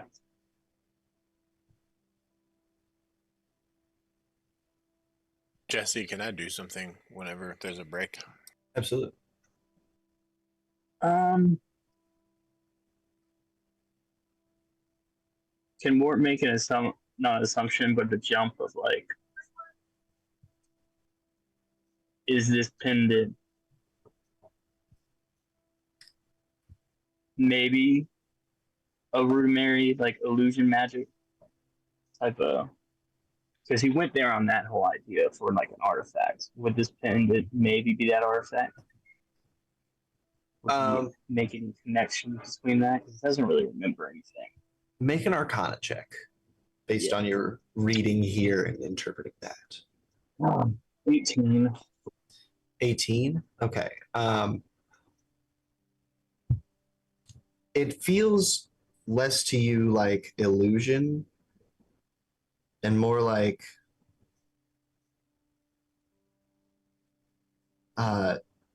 some sort of abjuration. A kind of storing of this creature, whatever it was. Okay, so my first guess was on that line. Saw it in my head. Okay. No, Mort's done with his book for now. He got a little bit more information, which is nice. Or when your memory picked up after your accident, was it in Silvery Moon when you were being tended to? Yes, because then that's when I started to do my plan of how to regain my studies and my magical attributes. Is that what brought you to Arabelle? Yeah, I was going after looking for an old student of mine, which was Ellaby's brother, and that's when I found out he had passed because of the dragon, and led me to all you guys, Ellaby, you know. Full circle. He was a good kid, a very good kid. Oh, great illusion magic he produced, I swear. Okay, any other books of this region, or is that it? Yeah, but we will jump over to Frenzy, who is in the courtyard.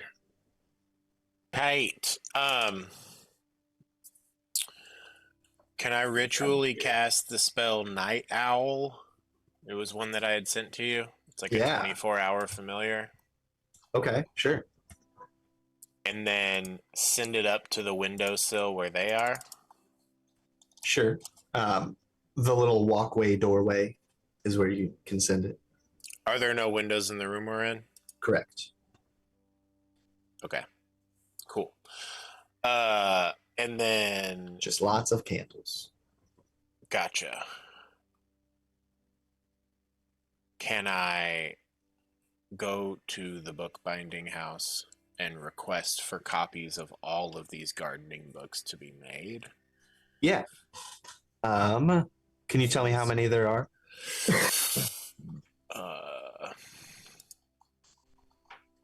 They were not in my inventory, so give me a second.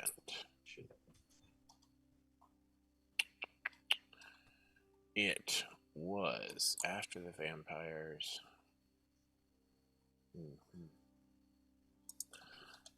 Oh, there we go. It was 7 of them. 7. Okay. Sure. That'll be 700 gold. Cool. Could I get 2 of each one? Okay. Sure.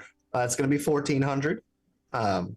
And because there's so many, it'll take a little while. We'll probably be able to get about 1 done per day with our current workload. So check back in about 7 days. We'll have them all done. So you can get 2 of them done per day? Right. If we're copying the same book twice, it's a little bit faster than copying different books multiple times. Well, so I'm reading this one, and I'll probably finish it today, and I'm going to start another one tomorrow. Could I hold on to this one and give you this one first and come pick up the copy tomorrow? Yeah. Yeah, however you want to work Great. it out. Cool. Yeah, so can we just say that that's like I'm reading one of these books a day, sort of, even though there's 7, you know? Yeah. Does that work? Totally. All right, cool. And that's all. Frenzy was just like, this is good information. His internal monologue is, this is good information. I want to bring it back to the tribe so that every single one of us could potentially learn how to garden and grow our own food if we ever needed to, beyond the ways of druidic magic. Although druidic magic is going to really bump the process up. Definitely. Cool. Thank you. That's all. You bet. So while Frenzy remains in the courtyard, reading his own books, and Mort is reading about his own story, who would like to read about Netheril after the fall and their presence in the Anarok? I think this was Egg who asked this. Yeah, Egg's in there. Great.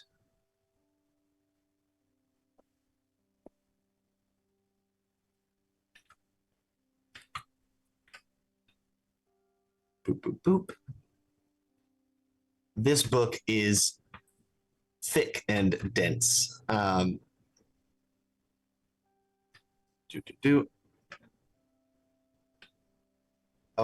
did I did it. I did it. I pasted the same thing twice. Forgot to copy and paste.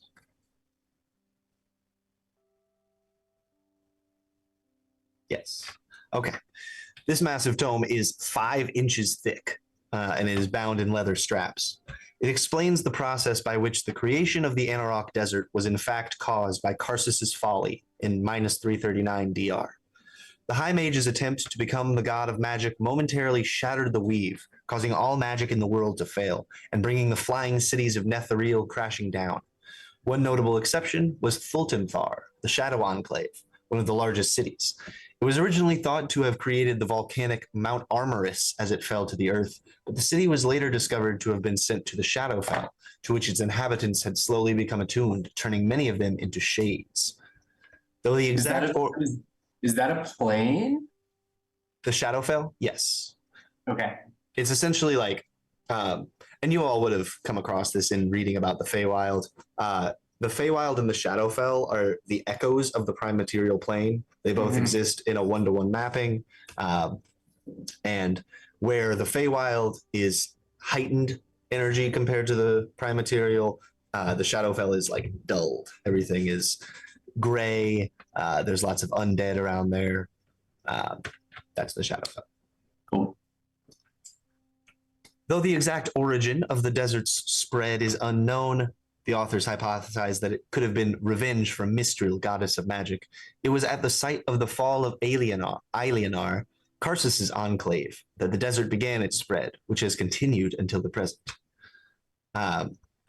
You know, this book was written in 219 DR.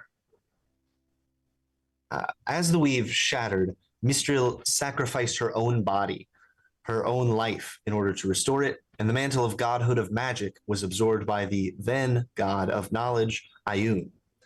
In their infinite knowledge and wisdom, they saw fit to save 3 of the flying cities so that some memory of the folly would persist, that future generations may learn from such hubris.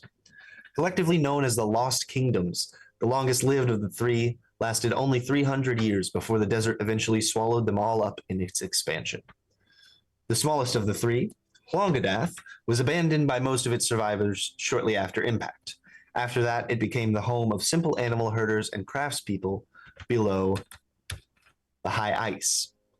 After the sand swallowed up the remains of the city, it was abandoned. Asram, which landed just north of the Scimitar Spires, had held most closely to Netherreal's arcane traditions of the 3. It was home to many spell-wielding guides and explorers that led trips to retrieve arcane relics from the other Netherese enclaves. As such, it was a popular destination for adventurers looking to claim some of these relics for themselves. It too was abandoned when the sands overtook it. Considered to be the wealthiest and most prosperous of the 3, Honoria benefited economically from its final location directly north of Cormyr. In fact, it earned a reputation for the excessive indulgences of its citizenry, but it too was consumed by the sands that had come to bear its name, Anarok, from the Old Netherese for Desert of Honoria. After the resulting diaspora of the remaining descendants of Netheril, the entire territory that they had once claimed, which was called Low Netheril at the time, slowly turned to sand, and the Great Sand Sea as we know it. An editor's note, kind of tucked in the back here, states, with mild concern that the desert is continuing to spread, dated 1484. What year are we in? 1491. 91. Okay. So even to modern times, it's still spread. How much does it cost to make a copy of a book, Geo? 100 gold pieces for most. That one's pretty big. It might be a little more. I see. Egg cast sending to the Duke. Okay. It says, just read Proliferation of Ruin, the Decay of Netheril, and the Desert of Anaria. Would you like to pay 150 gold and I mail a copy?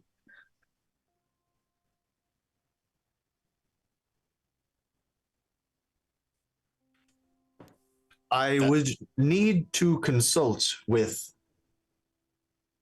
Miss Johnstone. our head librarian. That could work. I will get back to you shortly. Cool. Were you going to say something, Ellie? I don't remember. Sorry. Okay, fair enough. He does get back to you shortly and say,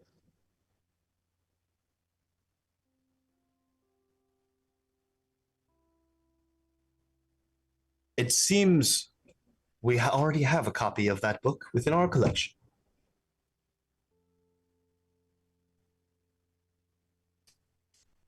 But thank you for the offer.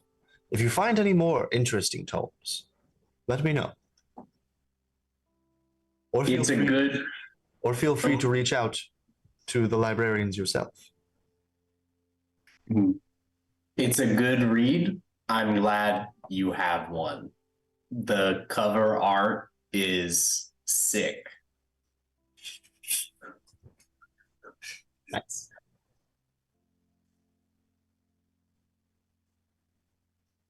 Cool. I think Egg like shows it to Mort as well and kind of like points out the stuff about Halungadath. Nice. It seems like all of this is related. I mean, the place you lost your memory and what the Duke is worried about now. All of this is, fallen. Jesse, can I get a year of when I lost my memory?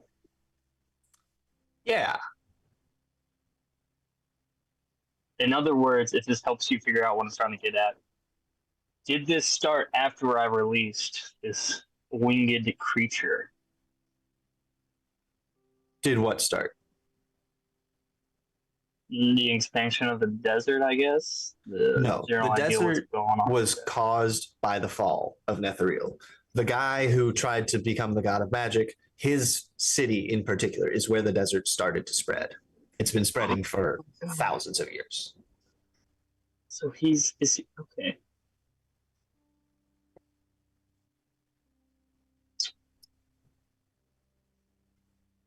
Well, he's probably the guy then. Yeah. I'm sorry? I wonder if the guy I released was the guy who tried to become a god. Is what Mort's wondering. What's going through his head. His enclave was known as Ilionar, and the enclave of Hlongadath is where you released that guy. So you gather those probably aren't related. Cool. All right, thank you. Ooh.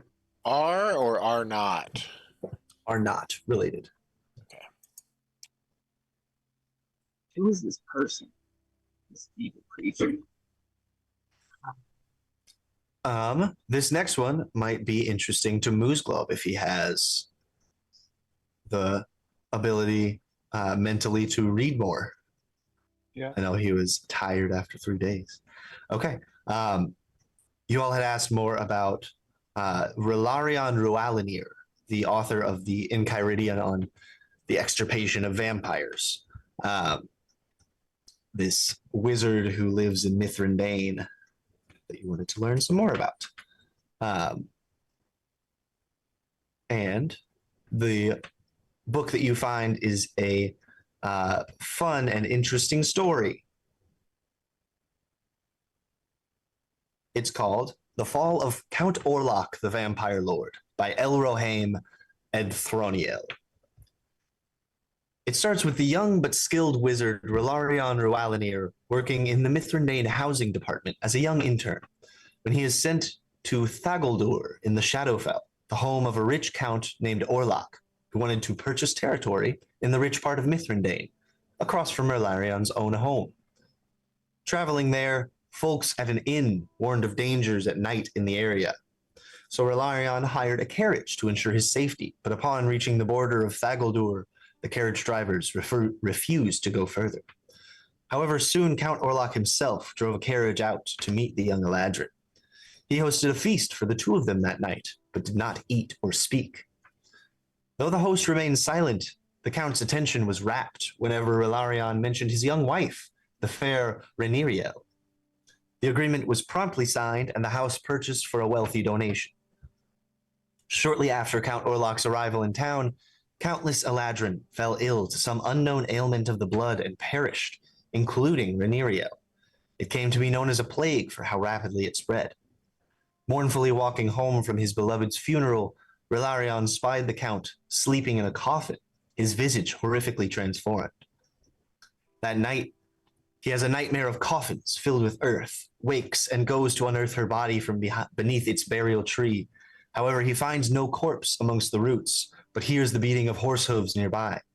Rushing to the road, he sees the carriage of Count Orlok fleeing from town with haste and pieces together what has happened. He unites his friends Tilthmir Tiathale and El Rohaim Ed Throniel, a ranger of the land and a bardic warrior, and he plane shifts them to Orlok's castle. There's an epic battle scene through the castle and up to the Count's lair, where they find Rhaenyra now turned vampire spawn. In the final showdown, Tilthmir nearly dies, but El Rohaim brings him back. The vampire is powerful and merciless, as is his spawn, though the heroes attempt to leave her unharmed. However, in the end, Relarion reads a spell scroll of dawn that he had acquired and kills Count Orlok as well as his lover. The epilogue describes the lives of the group afterwards. Tilthmir walks the plains on a quest of his own. El Rohaim is a sage historian for the Summer Court, and Relarion became a researcher at the Murilius Institute, avowing himself to a life of study and slaying of vampires wherever they tread.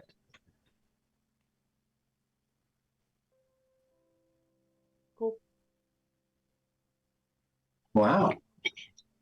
I'm kind of looking for a way we could find that guy now.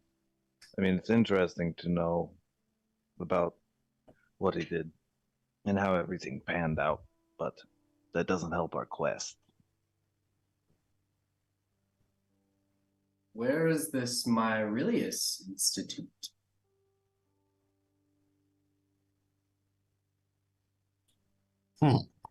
That sounds kind of familiar. Moose Glob, Egg, and Felix, I have just decided is there, can make a history check.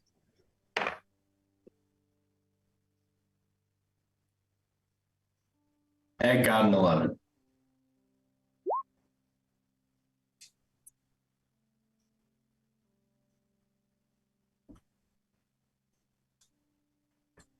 History is -1, so I got a 10. Felix rolled a natural 19, so he runs back over to another table and picks up the book that you all had on Mithrandane. Scans through it for a little bit. Yeah, here. And this is not something I had included in the summary, but since you all went the extra step of wondering where that is, the Murilius Institute is in Mithrandane, near to the Citadel Arcanum. It is a institute of magical research. And this is like the city in the Feywild, right? Correct, the Autumn City. Yeah. And then this summer court is also the court in the Feywild, yeah? Correct. Yeah. One of them. One of them. Well, Valerian seems to be in the Feywild, which makes it tough for us to get in contact with him to get to the Feywild.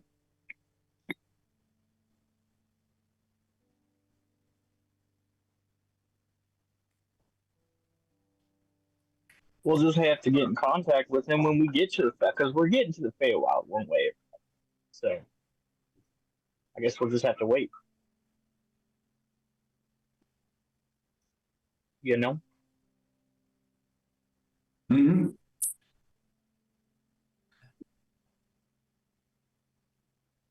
But once we get there, then we find them. He seems like a good person to have on your side if you want to kill a vampire, seeing as he's done it twice, one of them being his sworn enemy and one of them being his wife. Unfortunately. But, I mean, I'm sure would support us in our cause. I would think so. Let's see what We'll need else all the is there. support once we get there. Oh, these books are for me. Felix had asked about Shishest and Tabaxi history post-submergence. But before we get into that, let's take a bio break. Let's make it 15 minutes or so. Let's meet back at 7:45.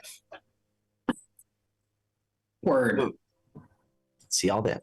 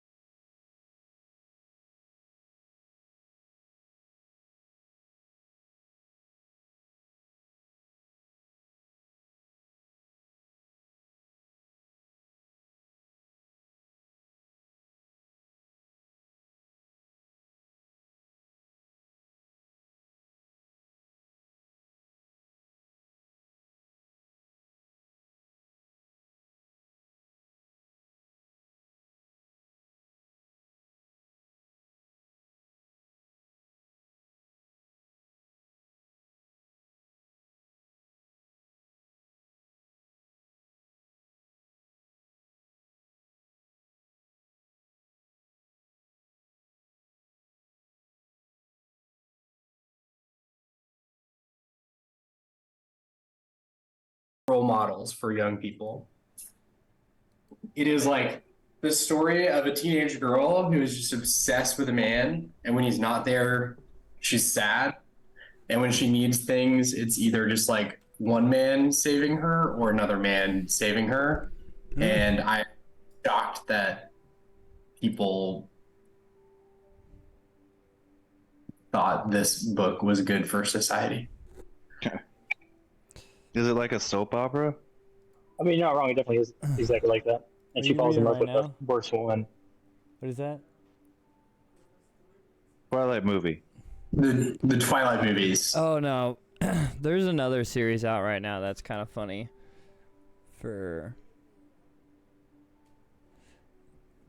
I don't know anything about it, but never mind. Okay.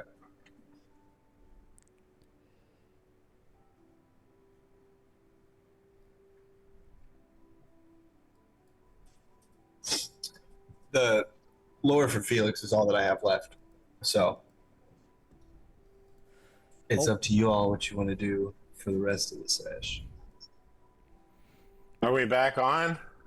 Yep. Yeah, if you're back, we're back. I've been back. I'm sorry. Oh, you're good. I was away I was- making tea for a second. Sloppily eating fruit. That's the best way.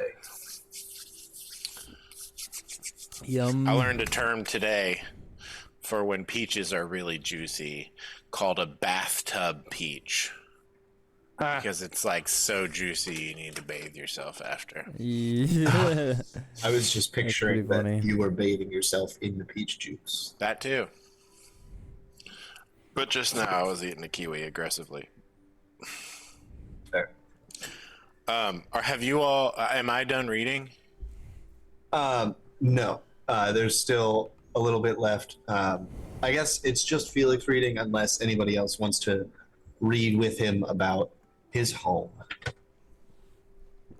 I wouldn't mind. Yeah, I go listen in. Sure. Felix reads Chichest, the capital city of the Tabaxi, Catfolk, by Bragal Enveruth. Chichest is the capital city of Kathmandu, the island home of the Tabaxi people far to the west. The island is home to a dense jungle at the center and harsh deserts that dominate most of the coastline. Only one river flows from the jungles to the coast, the mighty Sevestrum, and its source is at Chichest. The city's buildings tower upwards, built on top of each other. They are massive constructions of wood, coated in luscious grass carpet and roofing, interconnected by bridges and vertical climbing poles, coated in that same grass carpeting, which allows for easy navigation by the clawed climbers.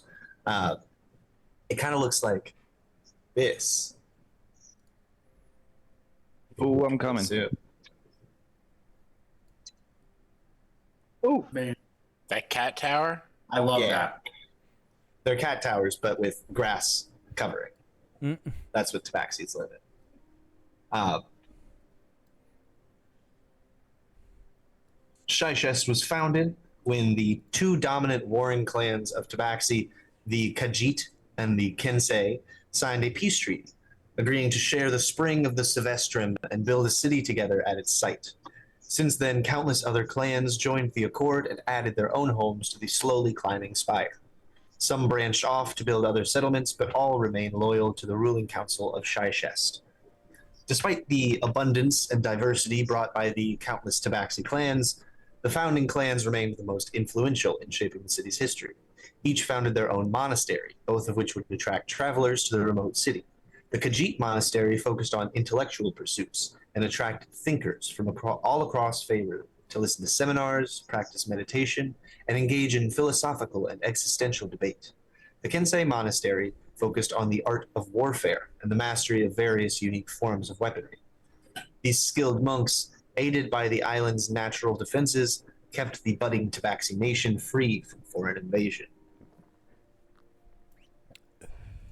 The Tabaxi are a laid-back but disciplined people, seamlessly integrating scheduled nap times into their rigorous monastic traditions. Nonetheless, their defining feature as a people, at least in this anthropologist's eyes, is their curiosity. Their merchants are often more willing to trade knowledge than coin. Many Tabaxi are blessed with a wanderlust that carries them throughout the far reaches of the world, bringing home news of their journeys once they age. Their feasts are fancy, but their fancies are fleeting, and they are often keen to find their next great fixation. They value their home life greatly, with most of their dwellings outfitted with warm hearths and gardens of catnip.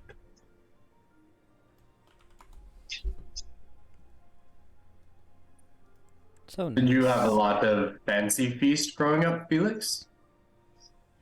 I don't really remember too many fancy feasts, but Raylanwood hosts some feasts every once in a while, and have some other just townsfolk. But yeah, that's really cool. This is fun to read. Where is Catmandon't on a map? It is to the west of Faerun. Here, if you look at our big map, you can see here is the Moonshae Isles. That's where Raylan lives. And further to the west from that is where Catmandon't was. Wow. And how did you end up in the Moonshae Isles? Oh, well, the island sunk under the waves, and so all the Tabaxi people had to flee. That's what this next book is about.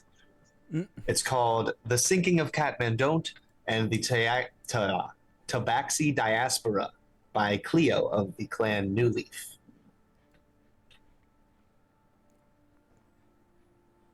Copy.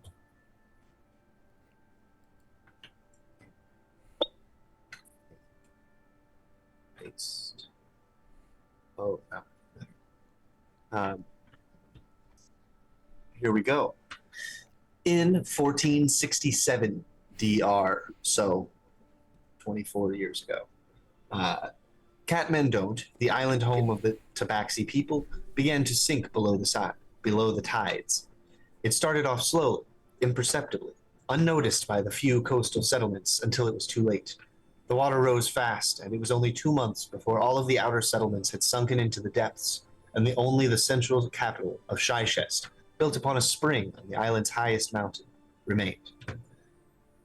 It was a catastrophe that we were utterly unprepared for, or so I have been told. I was so young that I have no memory of the time. The author writes. In the city's final hours, there was a massive diaspora, the extent of which even we do not know. Tabaxi of all colors and patterns tried to escape the city before it sunk away forever. The last bastion of our civilization on this planet, all of our histories, gone. The author mentions several major groups of refugees that she has made contact with after the diaspora. Sailing east from Catmandon't, the first place to stop for many Tabaxi was the Moonshae Isles. Though most moved further inland to Faerun, some established permanent residences on the various islands. Hey, that's like me. Several groups landed in the larger cities of the northern Sword Coast. Hey, look, here he is. He's excited to read about it. Several groups landed in the larger cities of the northern Sword Coast. Please. Please, can you not? Thank you. Like Baldur's Gate, Waterdeep, and Neverwinter. Each of these cities has a small Tabaxi population, but the highest concentration can be found in the small town of Flameblade near Neverwinter. It is a haven for exotic races, as we have now become. Powerful spellcasters like the Khajiit monks and those familiar with them were able to escape the sinking island by escaping to other planes of existence altogether. The author confirms hearing back from Tabaxi in the Feywild, the Shadowfell, and the elemental plane of Earth.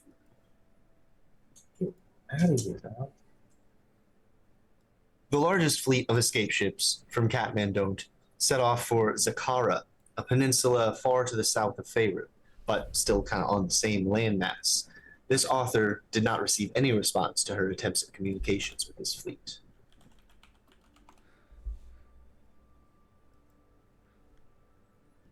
Well, I've already traveled through all of those cities they listed. Mm. And I found some. Well, I haven't been to Flameblade. I didn't know about that one. But the people I knew there didn't know my parents, so that's no help. Maybe they could have gotten to another plane. What if we run into them in the Feywild? Wouldn't that be crazy? Yeah. That would be insane. It sounds like folks have ended up all over. Yeah. Mm-hmm.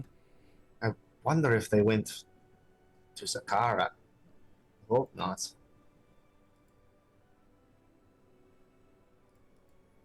I'd be curious to see Flameblade. Yeah, me too. Wonder what kind of exotic races there are. It probably is just a bunch of folks like us. Yeah, that's true. I guess y'all are normal to me. I don't think of y'all as exotic. Thanks. I might not be exotic, but I got a good Special. personality. Unique. Somebody laughed in the background, bro. Roll left.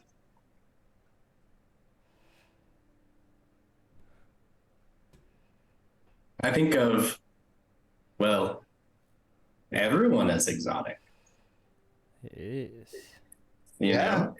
But it's not an other kind of thing, you know? It's just everyone is so different. Growing up with only sloth folk, you know, it was weird seeing so many humans around in the places we went. But it was exciting to get to meet them. That's true. So positive. Well, it's getting kind of late. Do you guys want to call it a night on the research? Yeah, we might as well. definitely. Yeah, I can get the next round going for you all tomorrow. I only have 2 things. You all mentioned great worms and a seed library. Is there anything else that you want to research for tomorrow?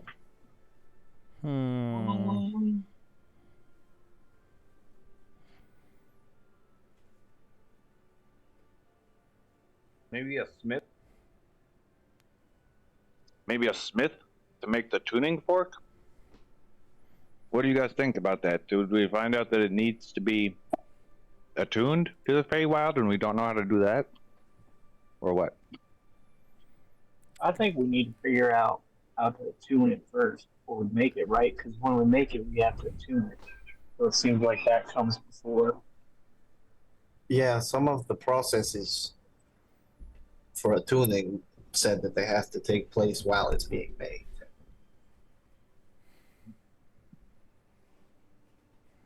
Well,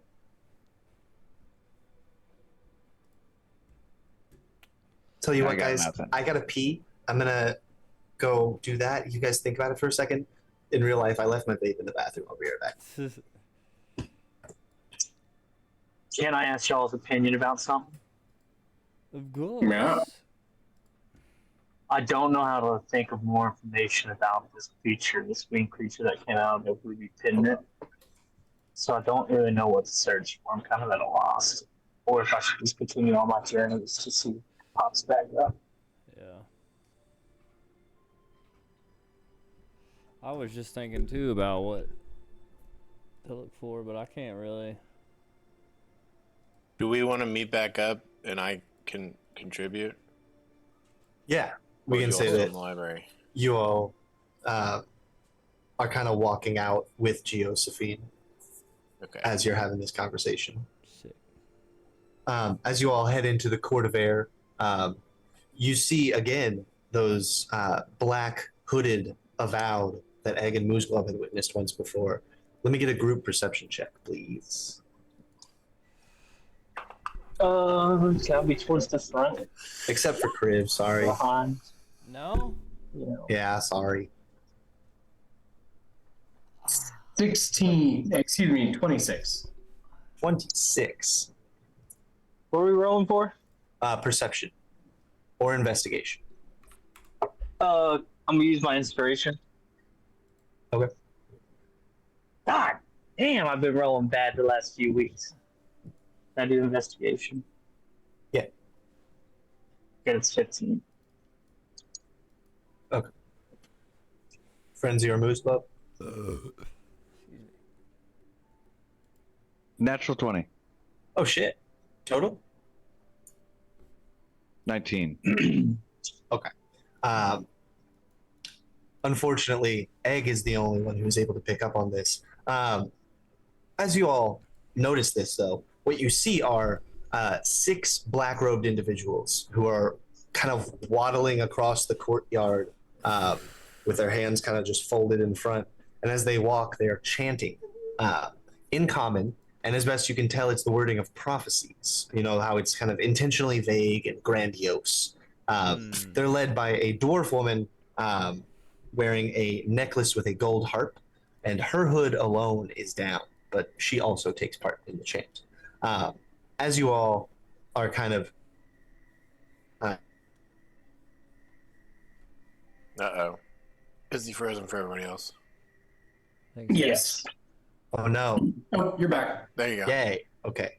As you all are passing askew to this group, Egg, as the chant recedes, a few of their words ring a bell. When one are most, mind sapphire, black pearl, treasure perilous, oak root, and fire deep. King and queen shall bow to new, and promises old shall keep. This was the prophecy that Rowan Thorn was researching back in Marcember.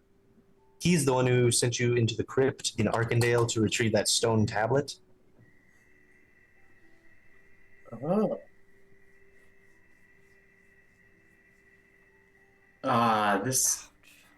What they're saying is like what Rowan Thorn was researching so long ago. I wonder what those prophecies are.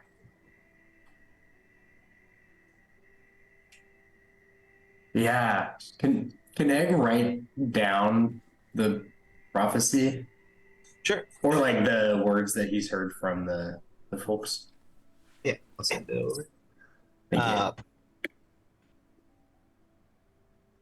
Josephine is still with you at this point, and she says, that's the endless chant. Just send this real quick. I'll tell you more. They maintain a constant recitation of the prophecies of the seer Alando. He's some great seer with a ton of prophecies, and they just walk all around Candlekeep in the inner ward and the court of air day and night, maintaining this constant chant. It's pretty cool. They don't have to sleep. They have other people who come in and relieve them. They have shit. The chant's just What always happens? going, but it swaps people. Exactly. What happens if they stop? I don't know, but they never have. That's awesome. That's wild.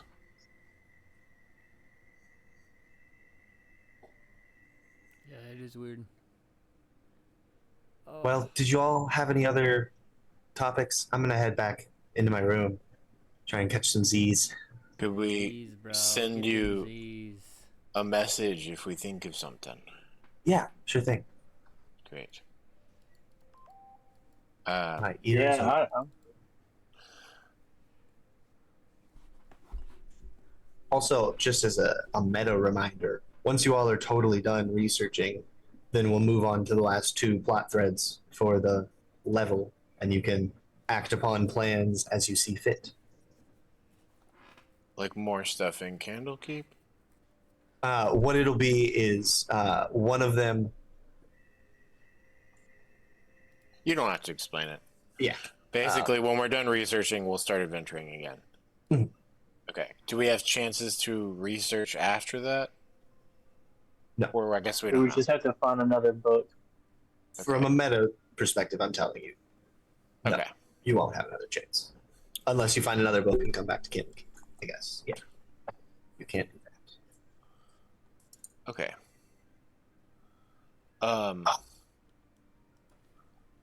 Do you all want to go get some food and drink? Yes. Yes, I do. Right. Mm-hmm. I'm gonna be paying for everything tonight, so everyone will know what they Ooh. want. I want a whole turkey. Can I get a whole turkey? Absolutely. I hope they have. Can I have a leg of that turkey? Can we? Yeah, Do you of all, are you all course. down to just all walk to the counter together? Yeah, let's Yes. do it. Mm-hmm. All right. let's You do all it. burst through the door, squatted up, head straight to the bar, and place your order. Ambra finishes chugging a beer, sets it down. I'll be right back, guys. Yeah. What's up? It's you guys again. Every night, huh? This is Hello awesome. I love you there. guys. Yes. I love you. Good Love patience. you. Good patience. What it'll be. Do you We're have freshly a whole restocked. turkey? We're freshly restocked. We got another shipment in. Oh, just so you know. Yeah. You got plates still? Yes. Oh yeah. yeah. Here's the You brought plate 'em back. from earlier. Thank you. Awesome. Thank you. Yeah. Do you have a whole turkey? I'm pretty sure we have a couple of those. Yeah, Can we have one whole turkey? sure thing. Hell yeah. It'll Good choice. it'll just be the roasting process. Take about a half hour. Is that okay? What you say, guys? Yep. Absolutely. Pretty fast for a whole turkey. Thanks. They're brined and par cooked. This is the best tavern kitchen ever. And we got to keep the hungry for knowledge masses from being hungry for food. That was pretty good. I should write that down.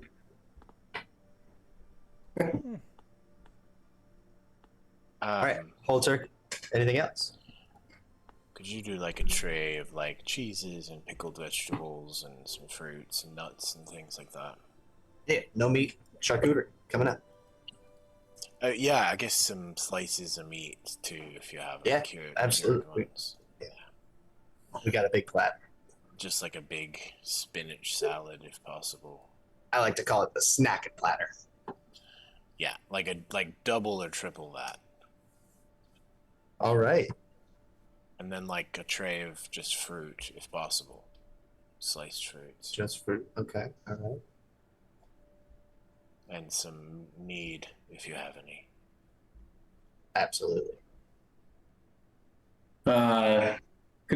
Could we get some, I don't know, some sweets? Maybe like some cookies afterwards too?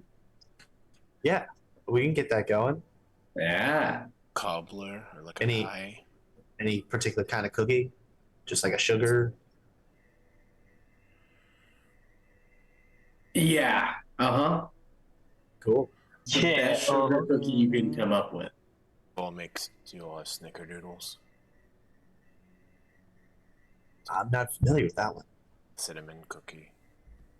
I think we might have some cinnamon. I'll look into it. Cool.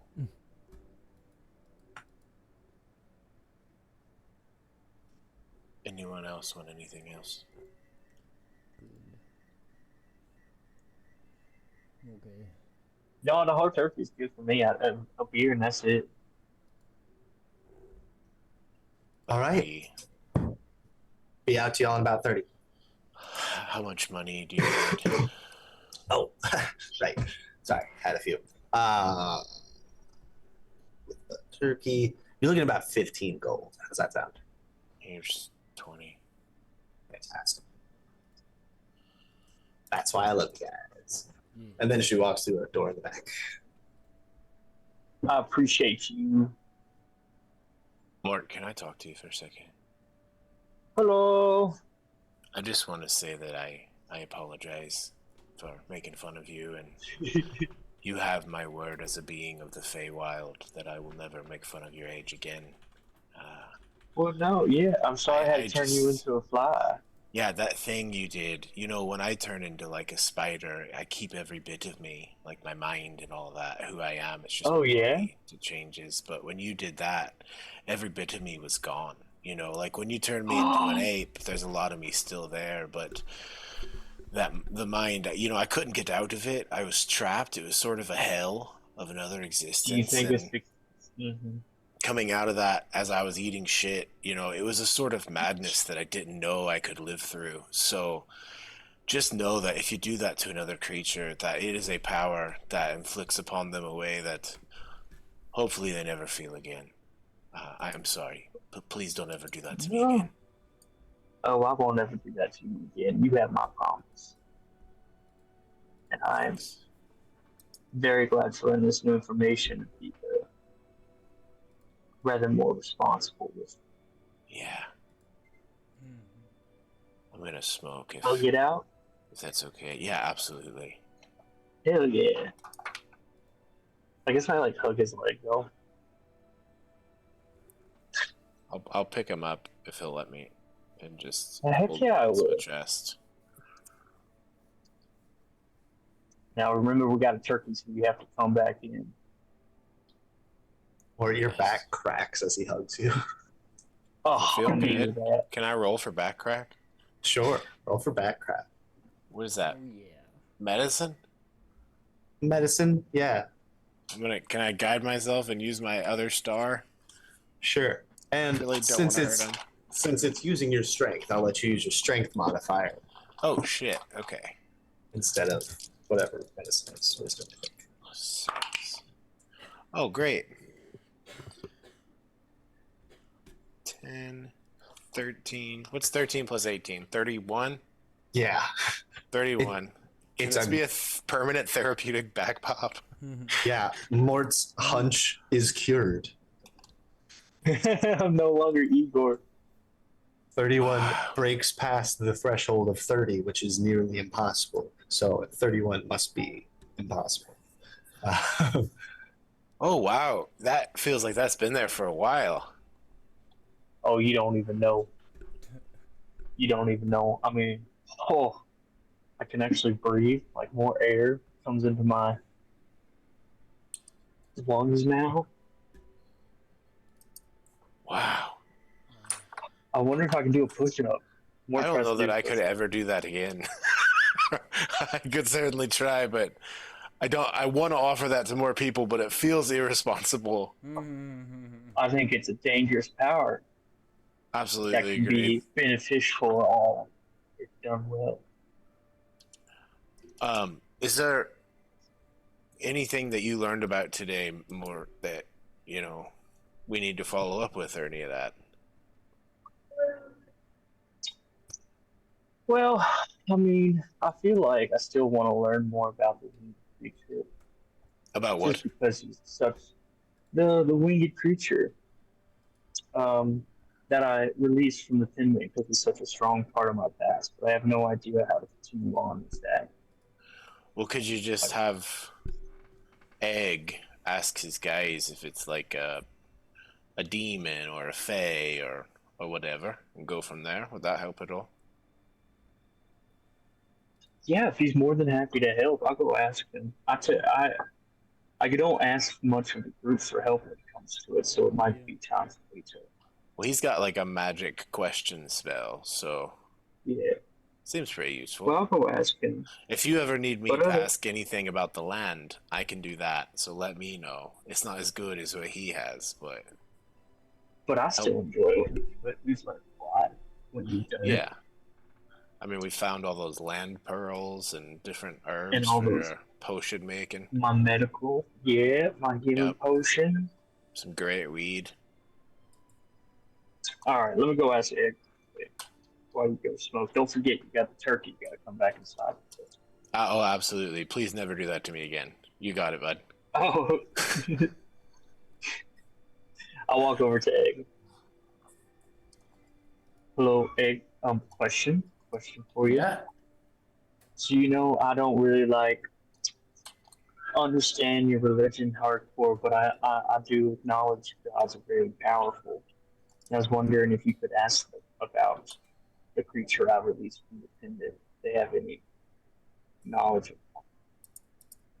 It's gonna cost you. Oh, I got it. I have I don't think I have anything fun to pull out as a joke. I was gonna say pull out some rocks that I've collected from one of our journeys. You have rocks? But they're special rocks. They're from our past. Oh, well, that's nice. I was gonna say it costs a hug, and this is just as lovely. I'll give you a hug too. Oh, thanks. And Yeah, you're my size, so it makes it easier. Egg's knee feels coddled. You just want me to ask about what kind of creature it is? What else would you like to know? I mean, if it's on this creature, plane? yeah. I mean, if it's still hanging around, I would like to go get answers from him. So really, if it's just something, is it a loose end I need to tie up? Yeah. Oh, what's question number 3?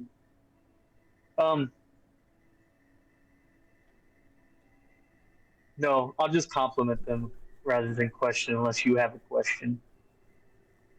Or anybody else does. He'll look around the table. Does anybody else need a third question? Wait, what is it? What are we doing?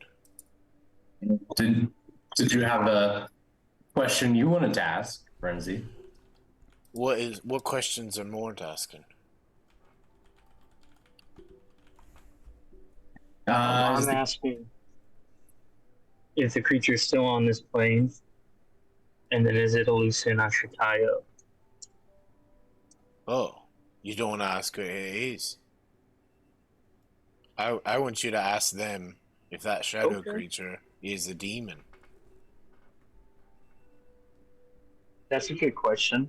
I can agree to that one. What you think, Abe? Yeah?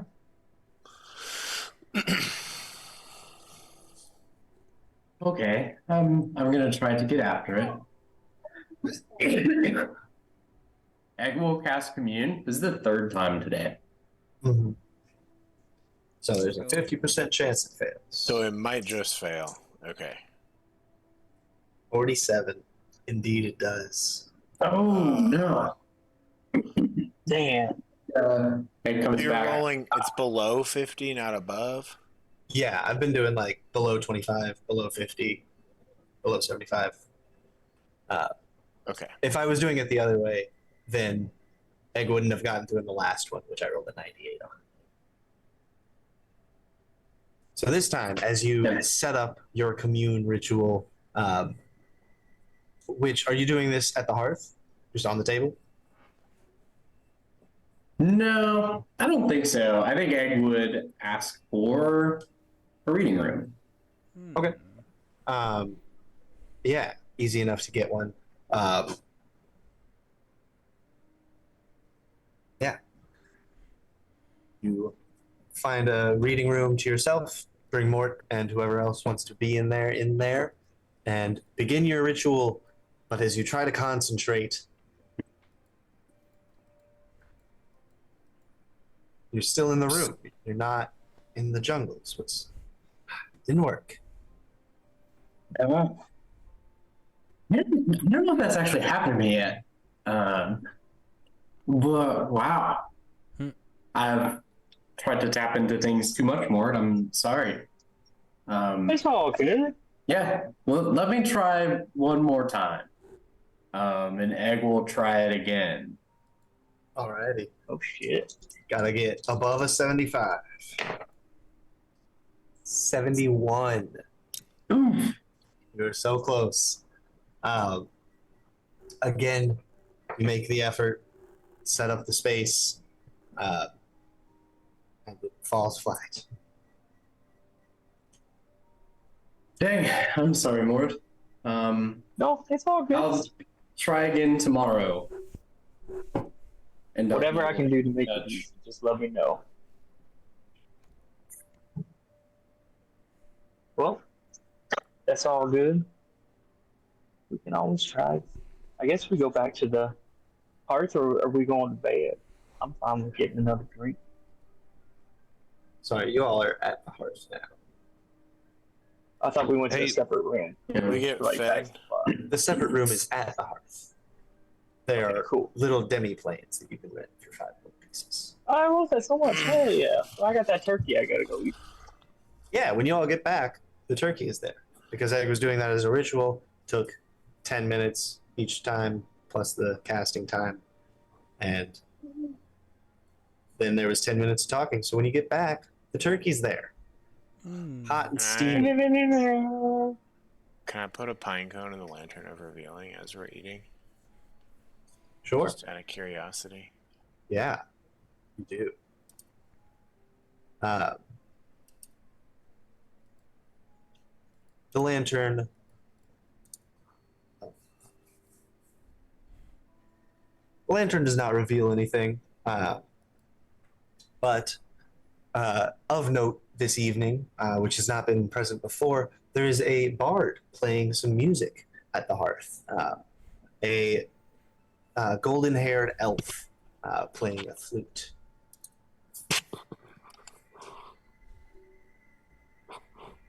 What do they look like? Very beautiful, golden of hair. She's wearing long, kind of pale blue robes. Is the music good? You know? Ooh, that one's cocked, but it was almost a 2. We'll do that with advantage. It's pretty good, yeah. On a scale of like 1 to 30, it would be like a 22 probably.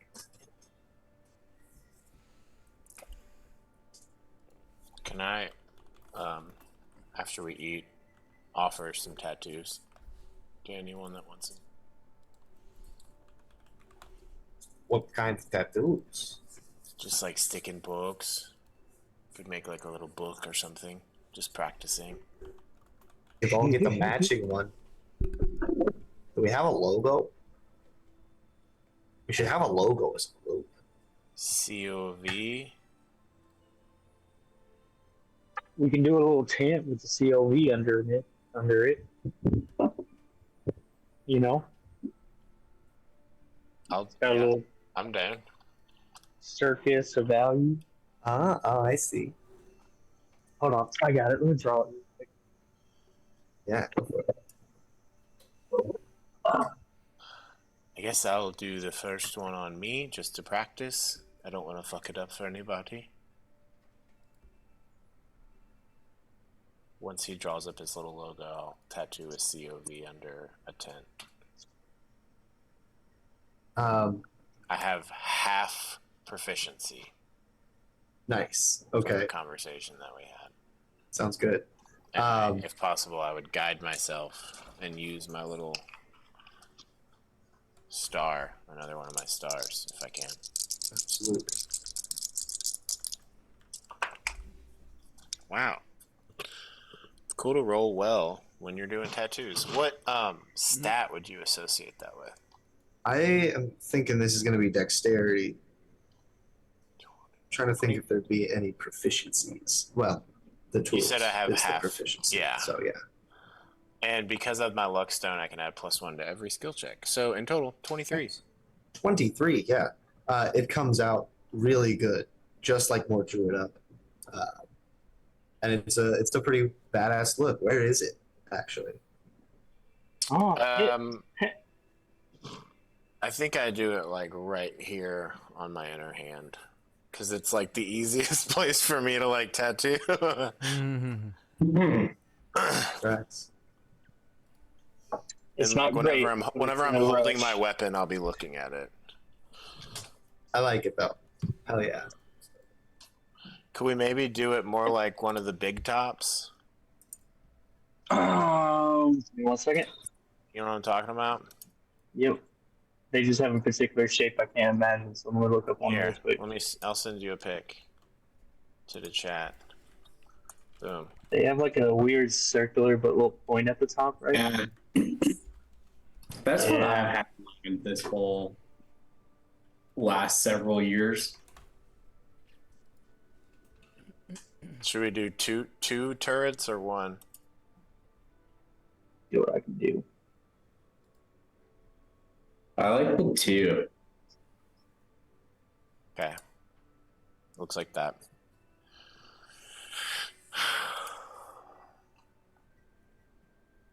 Everybody dance now. So I show it off. I guess I'll probably just cast Cure Wounds on myself. I thought about that. How if you had a tattoo, you could just instantly like resolve it being a wound. That's valid. Yeah. All right, there we go. It Sets does in do right that. away. Yeah. That's cool. Does anyone else want one? Yeah. Oh, this is terrible. I need a bigger sheet of paper. That's You why take it's your time, terrible. baby. All right, cool. I guess I take a dagger and shave some of the fur off Felix's wrist. And I'll go for it. I wish I had enhance ability. I did not prepare that today. I'm going to use my... It gives you a mode of inspiration. Cool. Or mode of potentiality. Cool, and now I'm going to use that because I just used my inspiration. I went from a 3 to a 6. Come on, baby! 15. Fantastic. All right, 18 plus 3 plus... Wait, okay. 18 with those plus dexterity is 20 plus half proficiency is 22 plus 1 is 23. The exact same. Nice. It comes out an identical match. Fantastic. Hell yeah, dude. Hell He yeah. offers you knuckles. Yeah, absolutely. No, It hurts like a bitch. Could you cure me up too? Cured wounds. There you go. Thank you. And now it feels fine. Yeah, it's like totally healed. It doesn't itch anymore. My hair's even starting to grow back. Oh. Well, I don't think I can do anything. Yeah, okay.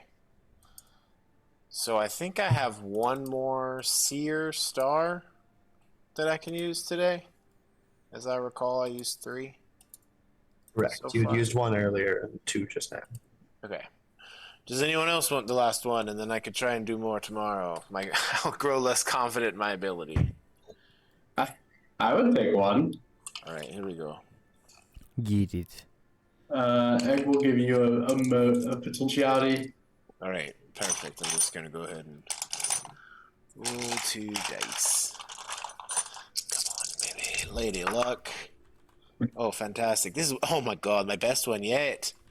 3 plus 3 is 6, plus 3 is 9, plus 3 is 12, plus 17. 29. 29. Damn. Yeah, eggs looks really good. You take your time with it. Mm. And then the results show. I cure wounds on it after.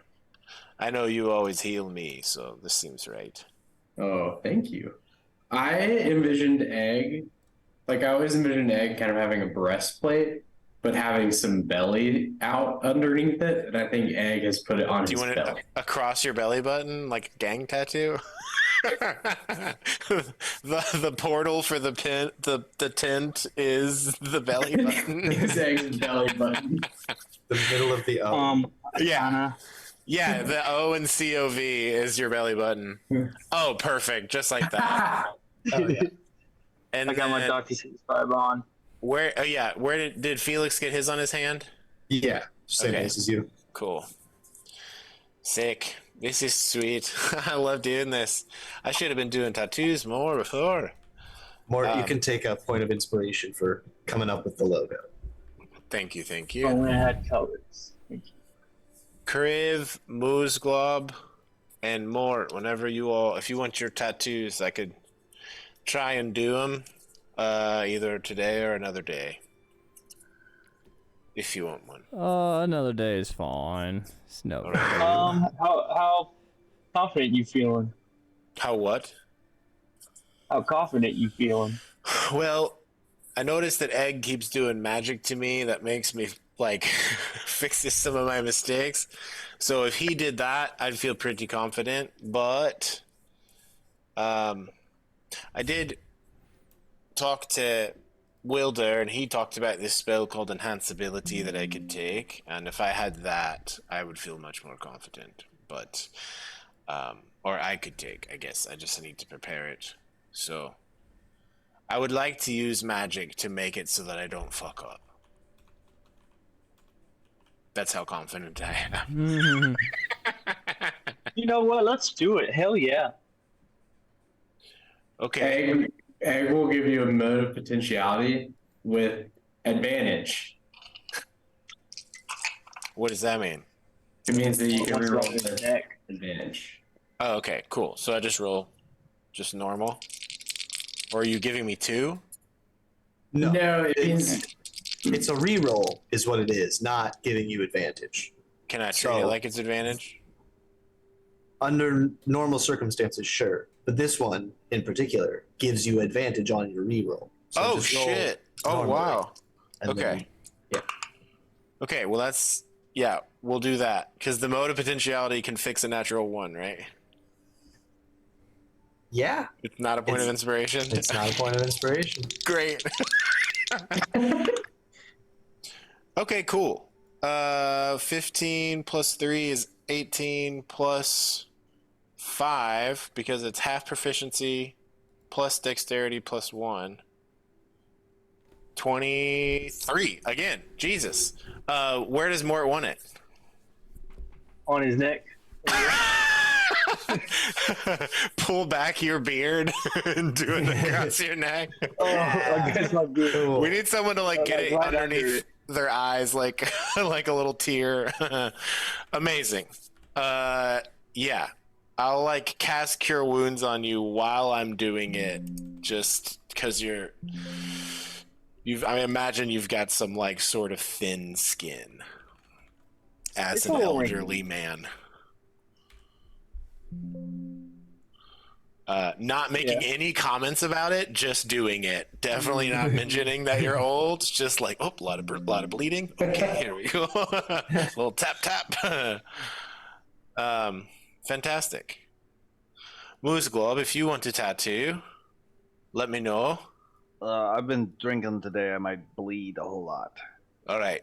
If you want it another day, I'm here for it. This is really fun.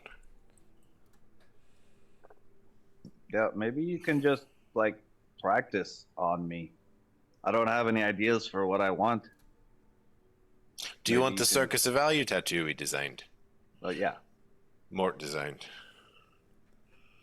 We designed as a team. We all did it. I do think my best work is on Egg, though. That belly is fine. Like, everything else has been super good, but that is the best one yet. You just incorporated my features so artfully. Thank you. Mm-hmm. Yeah, the tips of the tents are your 2 nipples.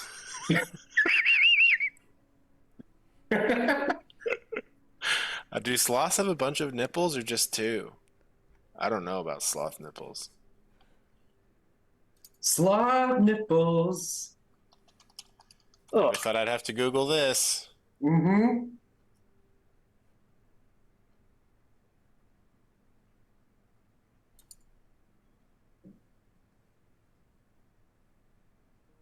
Sloth. Oh, wow. Female sloths sweat out their milk near their stomach.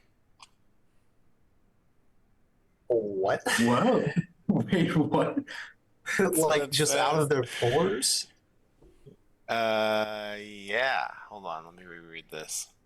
Sloths couldn't get stranger. They also don't store lots of milk like most mammals. Storing milk takes a lot of energy, so instead a female sloth will produce it drop by drop through the day. Since her baby will be snuggled on her chest for the first 12 months. 12 months of snuggling! They simply suckle the milk as it's produced.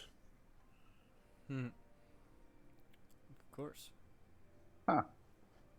Wow, and they heat up in the sun to digest, so even with a full stomach of food, they could starve to death if it's too cold. Not cool. Egg doesn't have nipples. I don't They're have nipples. unable to thermoregulate, so they have to soak up the sun. It takes too many calories to thermoregulate. Harrison, you escaped your curse. Yeah, I know. I was thinking this makes sense for Egg's nipples to be just tremendously low, but Egg doesn't even have them. Yeah. How about that? Yeah. So, Fun stuff. Sloth facts. so Egg grew up just licking milk off his mom. They feed their Yes. young by sweating it out. What a weird way to do that. Oh, that's okay. Hold on. The sweating it out thing apparently is for platypi. Apparently sloth nipples are in their armpits. Okay, now what? Which makes sense. If someone snuggled up to you, that's where the baby's face would be. In your armpit. I don't know how you snuggle, but there are better ways to do it. It's small. It's a If small the baby. mama was hanging Uh-huh. on a branch, that'd be like right there. I guess that makes sense. It'd be leaning over one side. I'll send this video to the group if you all want. I'm really sorry we got sidetracked with sloth facts. I didn't mean to do that. It's just... I'm fine with it. Okay, good.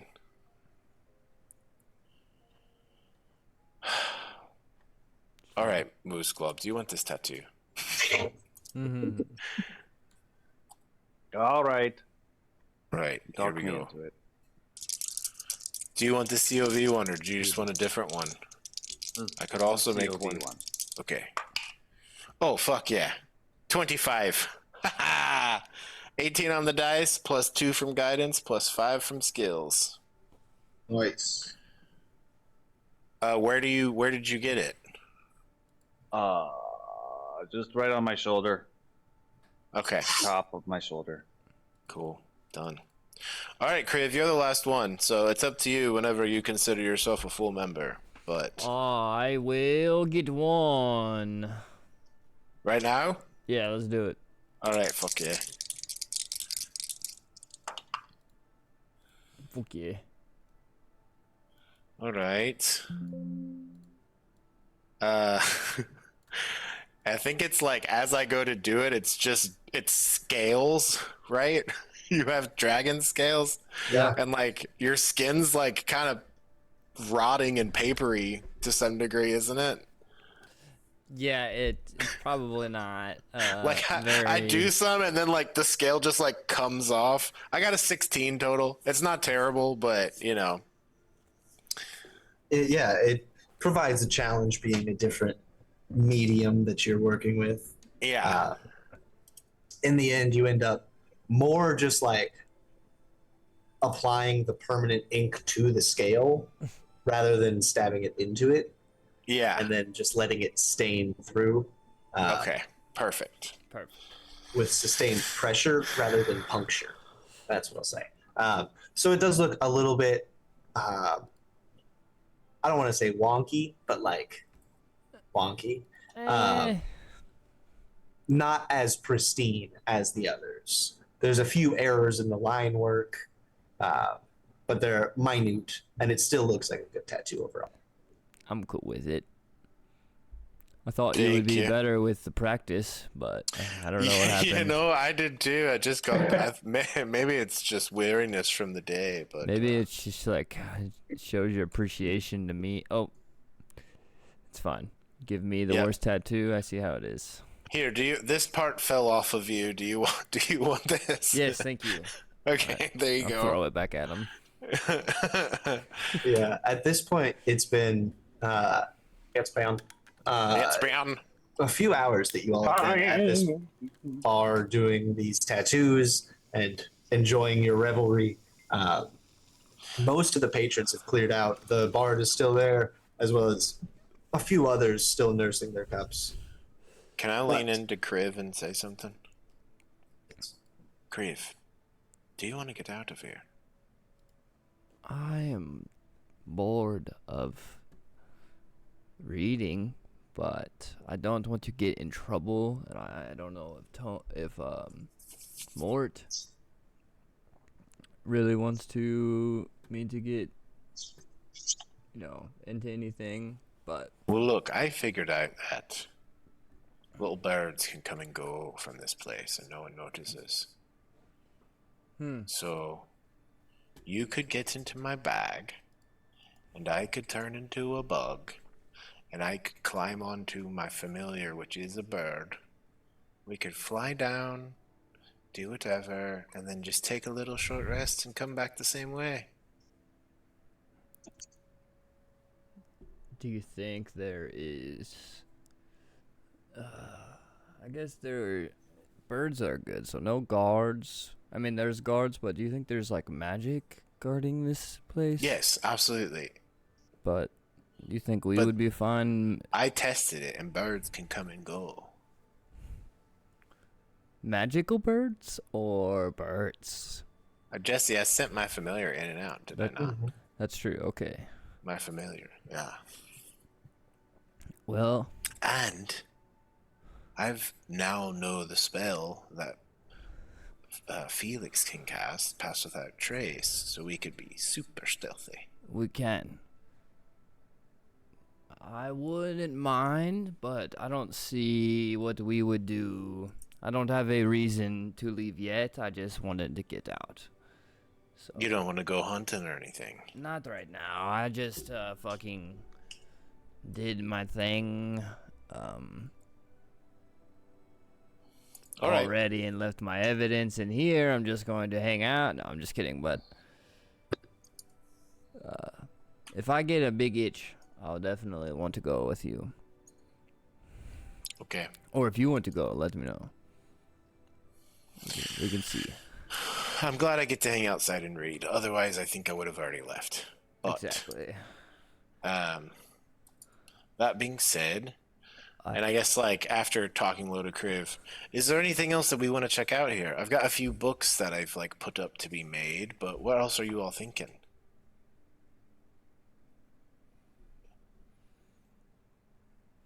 Getting in behind the green door. I mean, we still have to see if we got approved for the audience, but if not, I ain't got nothing else going on here. Well, I don't have anything more to research.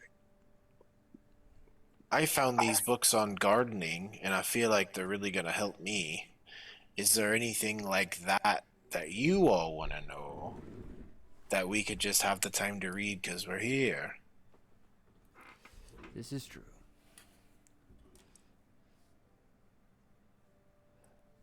I already read about weapons. I can't really think of much else. I could go down, and I'm sure I could sleep on something and think of something tomorrow to ask, to research. If you need time to get your stuff written, and we can make time. Yeah, after today, it'll be like 6 days before the copies I'm looking to get made are made. And, I also, it's going to take me that long thereabouts to finish these books that I'm reading. So, that's all I'm thinking. I have to see.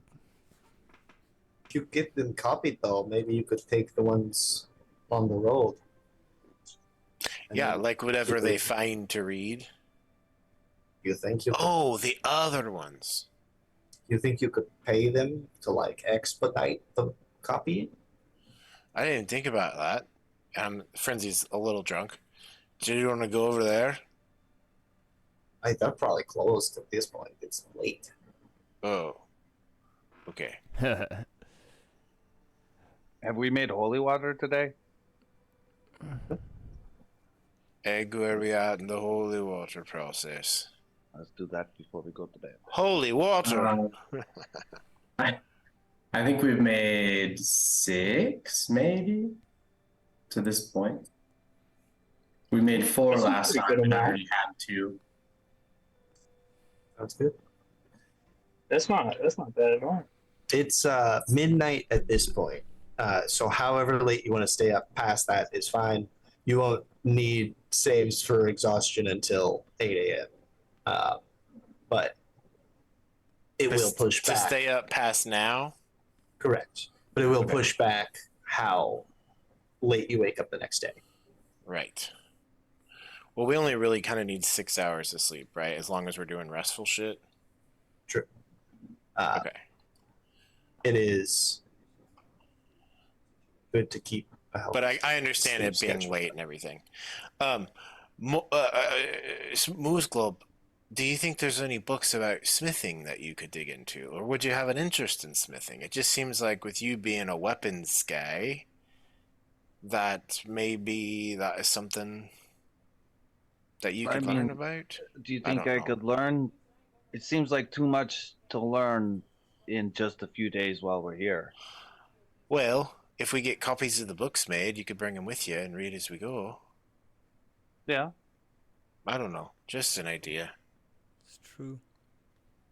I'm going to bring copies of these gardening books back to my people because we don't have anything like this besides, like, you know, what we pass down word of mouth, but this could help us. It's good. I think that's a good idea. Yeah. Are we still is the lady here who is asking us for research topics still here? No, but she said you could send her a message. Anyone with magic want to do that for me? Do that now or the morning. Doesn't matter. Or I can just let her know what you want to check out. Something about smithing? Yeah, just like beginner weaponsmithing. Smithing books, like my gardening books.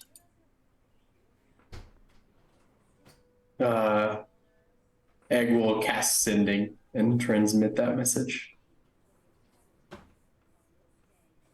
All right. Sure thing. Good night.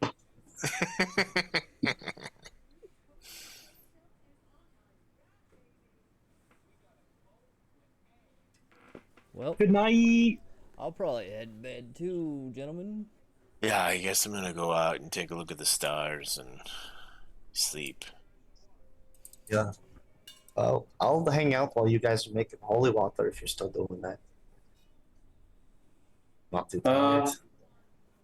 I'll make 2 vials tonight and just sleep in a little bit in the morning. Sounds good. Moose Club? Well, I shouldn't have said that in Felix's voice. Moose Club? Yeah, I want to make some holy water. Okay. So 2 hours into the night, 4 more vials of holy water to the stash. And Cool. Can I go That's do so my many. Good for us. astronomer's boon, Jesse? yeah, go ahead and mark that down. First one, drum, 11. I will 1. also mark off 1,000 silver pieces to finance our endeavors.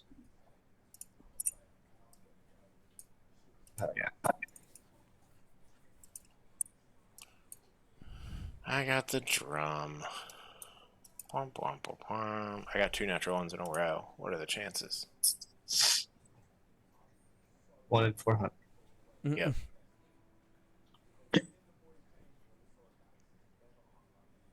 Well, yeah, your all's night goes according to plan, and you wake up the next morning. Is there anything that you all want to do before going to study? What's the next morning? Mm-hmm. You've completed a long rest. If you want to refill any spell slots or pick any new spells, now's the time. So today is the 24th? 23rd. 23rd. Yes. Yeah, I guess I go pick up my book and place the order for the next one. I've already marked down the gold for it, but just making sure that I can keep with these. half of the party does sleep in until 10 a.m. or so. Hell yeah. More would be a half. Okay, I was thinking Felix, Egg, and Moose Glove who were up late making things, but Mort absolutely is part of that group too. Yeah. Mhm. Can Egg order like breakfast in bed for everyone? Are you like a bunch of like oatmeal?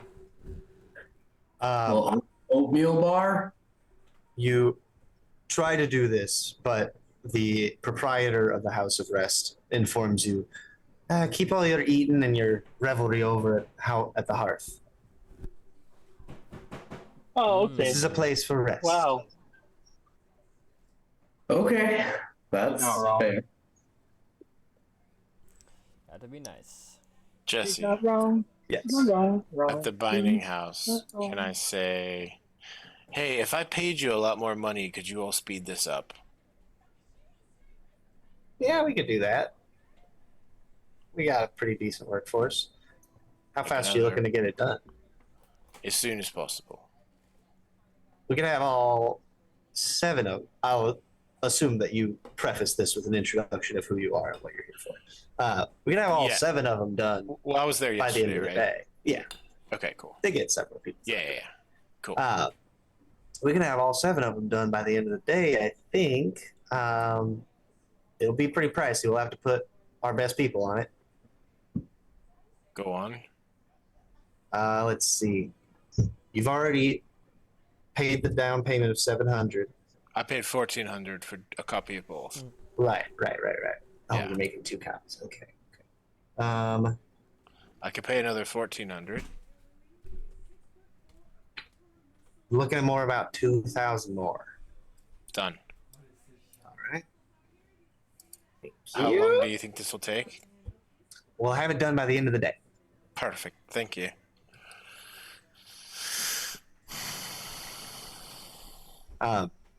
If Moose Glove was sleeping when he was doing that, maybe. But your book that you had requested about the gnomish siege weaponry is also finished. Gotta go pick it up. But that's easy enough to do.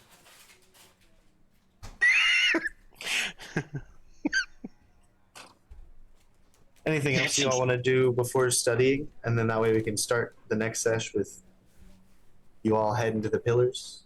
Do you all want to hear a joke? Yes. Of course. Yeah. Where does a bad rainbow go? Up the leprechaun butt. Oh, it goes to a prism. Oh, It's a pretty light sentence. oh. That's good. It gives them a lot of time to reflect. Where did you hear this? In a dream or something? It was in a dream. Yep. Incredible. It's really good. I like that a lot. That I was like very you good. all a lot. I'm glad we're friends. I love that we all have matching tattoos. Yeah. One big happy family.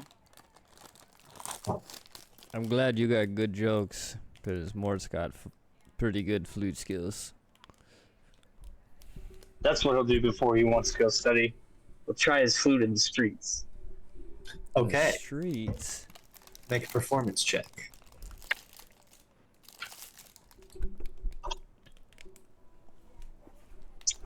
Yep, that's a 0. That's gonna be an 8. Yeah, it's not very good, man. You get a lot of Trying. sidelong glances and like people kind of wincing as they walk past. I'll just keep smiling and playing until I get too many glances. I'm like, okay, I still suck. I'm hanging out there, like, kind of encouraging him. Wait. Can you get People are advantage here to on learn. that roll? I'm like out there. If you can describe more how you're helping him. Oh well, I'm obviously like standing there bobbing my head along and like enhance like fucking I don't know, just being a good crowd person, but it doesn't matter. Sure. Clapping along or something. Yeah. Okay, sure. Like you a can make hype that with man advantage. almost. Can I guide him? Sure. I don't have my G4 out. I'm going to do that. So I'll go to roll 20 then. I don't know where that is. Right. You got this.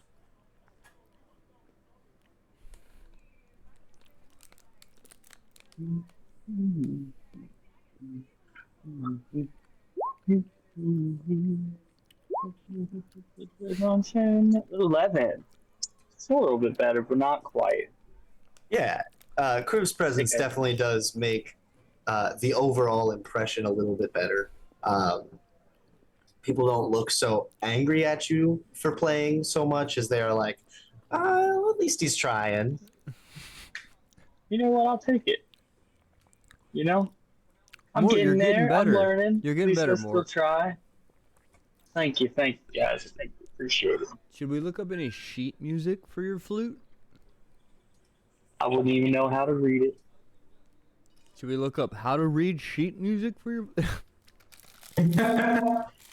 More, you should get a book about playing the flute then. I'm sure they can find me one. If you don't It'll know be how, fun to know. and you want to know. It's worth an investigation, there's no doubt. There's got to be a book like how to play the flute for Mortys. You know? Mm-hmm. It's got like it looks yellow or something. That's what I'm imagining.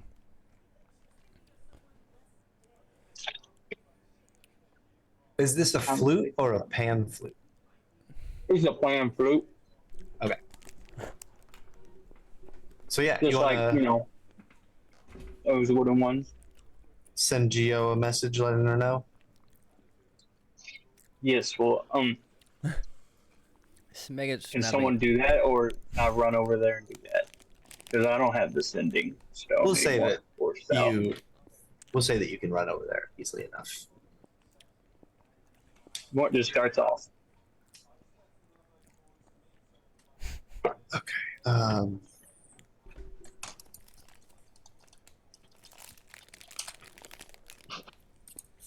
Great. Mort, Yes. could I try out this new spell?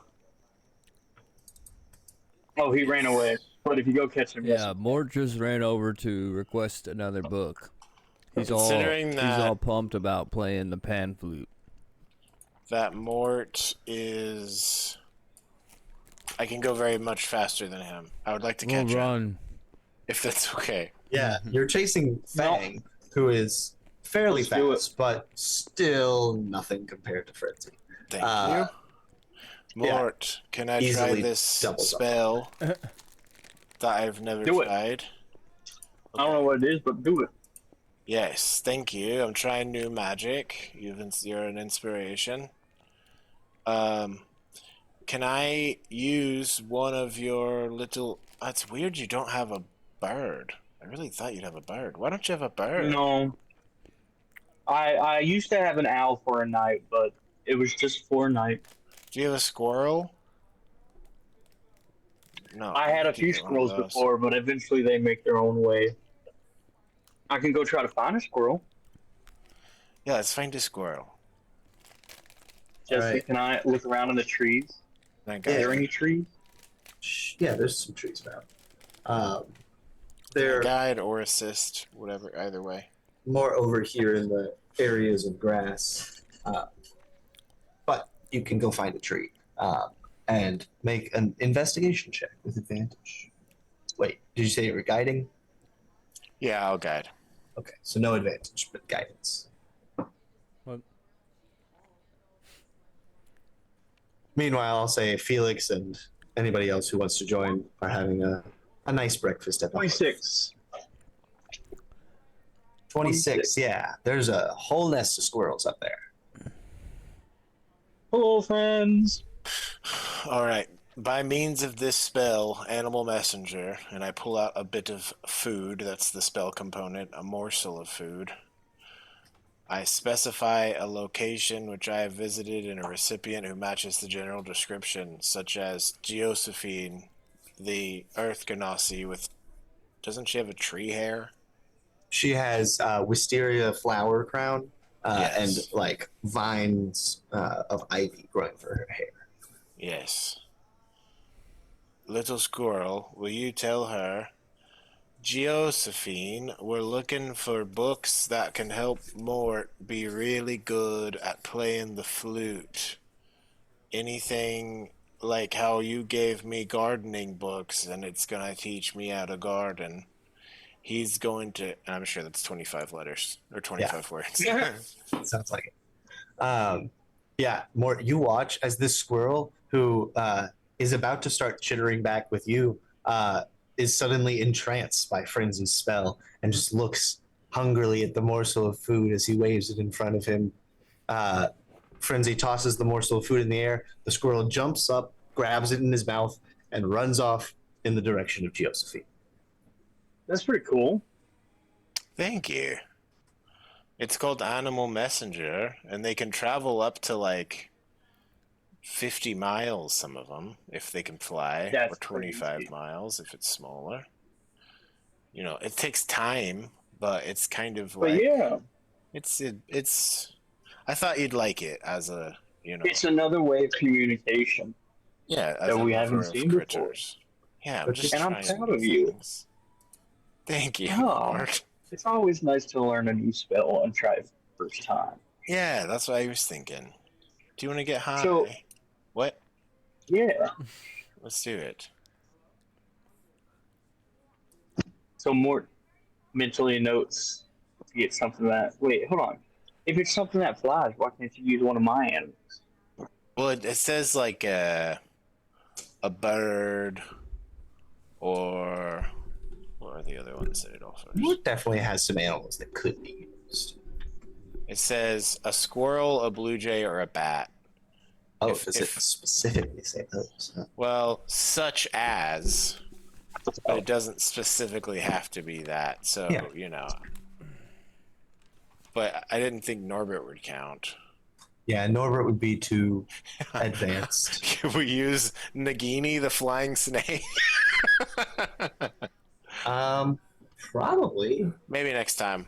We'll try I it in the think future. I Flying think this snakes is might have a CR 1/4. Anything Okay. CR 0 would be acceptable. okay. Frenzy was going by the rule book this time, as the spell describes, and we'll venture out further in the future. I like it. It's a good spell. Hell yeah. Well, that was fun. Thank you, Frenzy. Got a lot of studying to do ahead. Yeah, and once we get those books, we can, if you pay a bunch, they can get it copied really quick.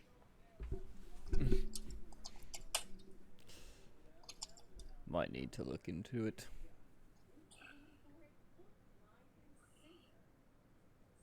Let's go get some Well- avocado toast. Fresh avocado toast. It's the best toast out there. Won't sing that out loud. You do so, and you enjoy that toast. And we will pick up with you all heading across the Court of Air back to the Pillars of Pedagogy next time on Circus of Values. Da-da-da. Cool. Nice.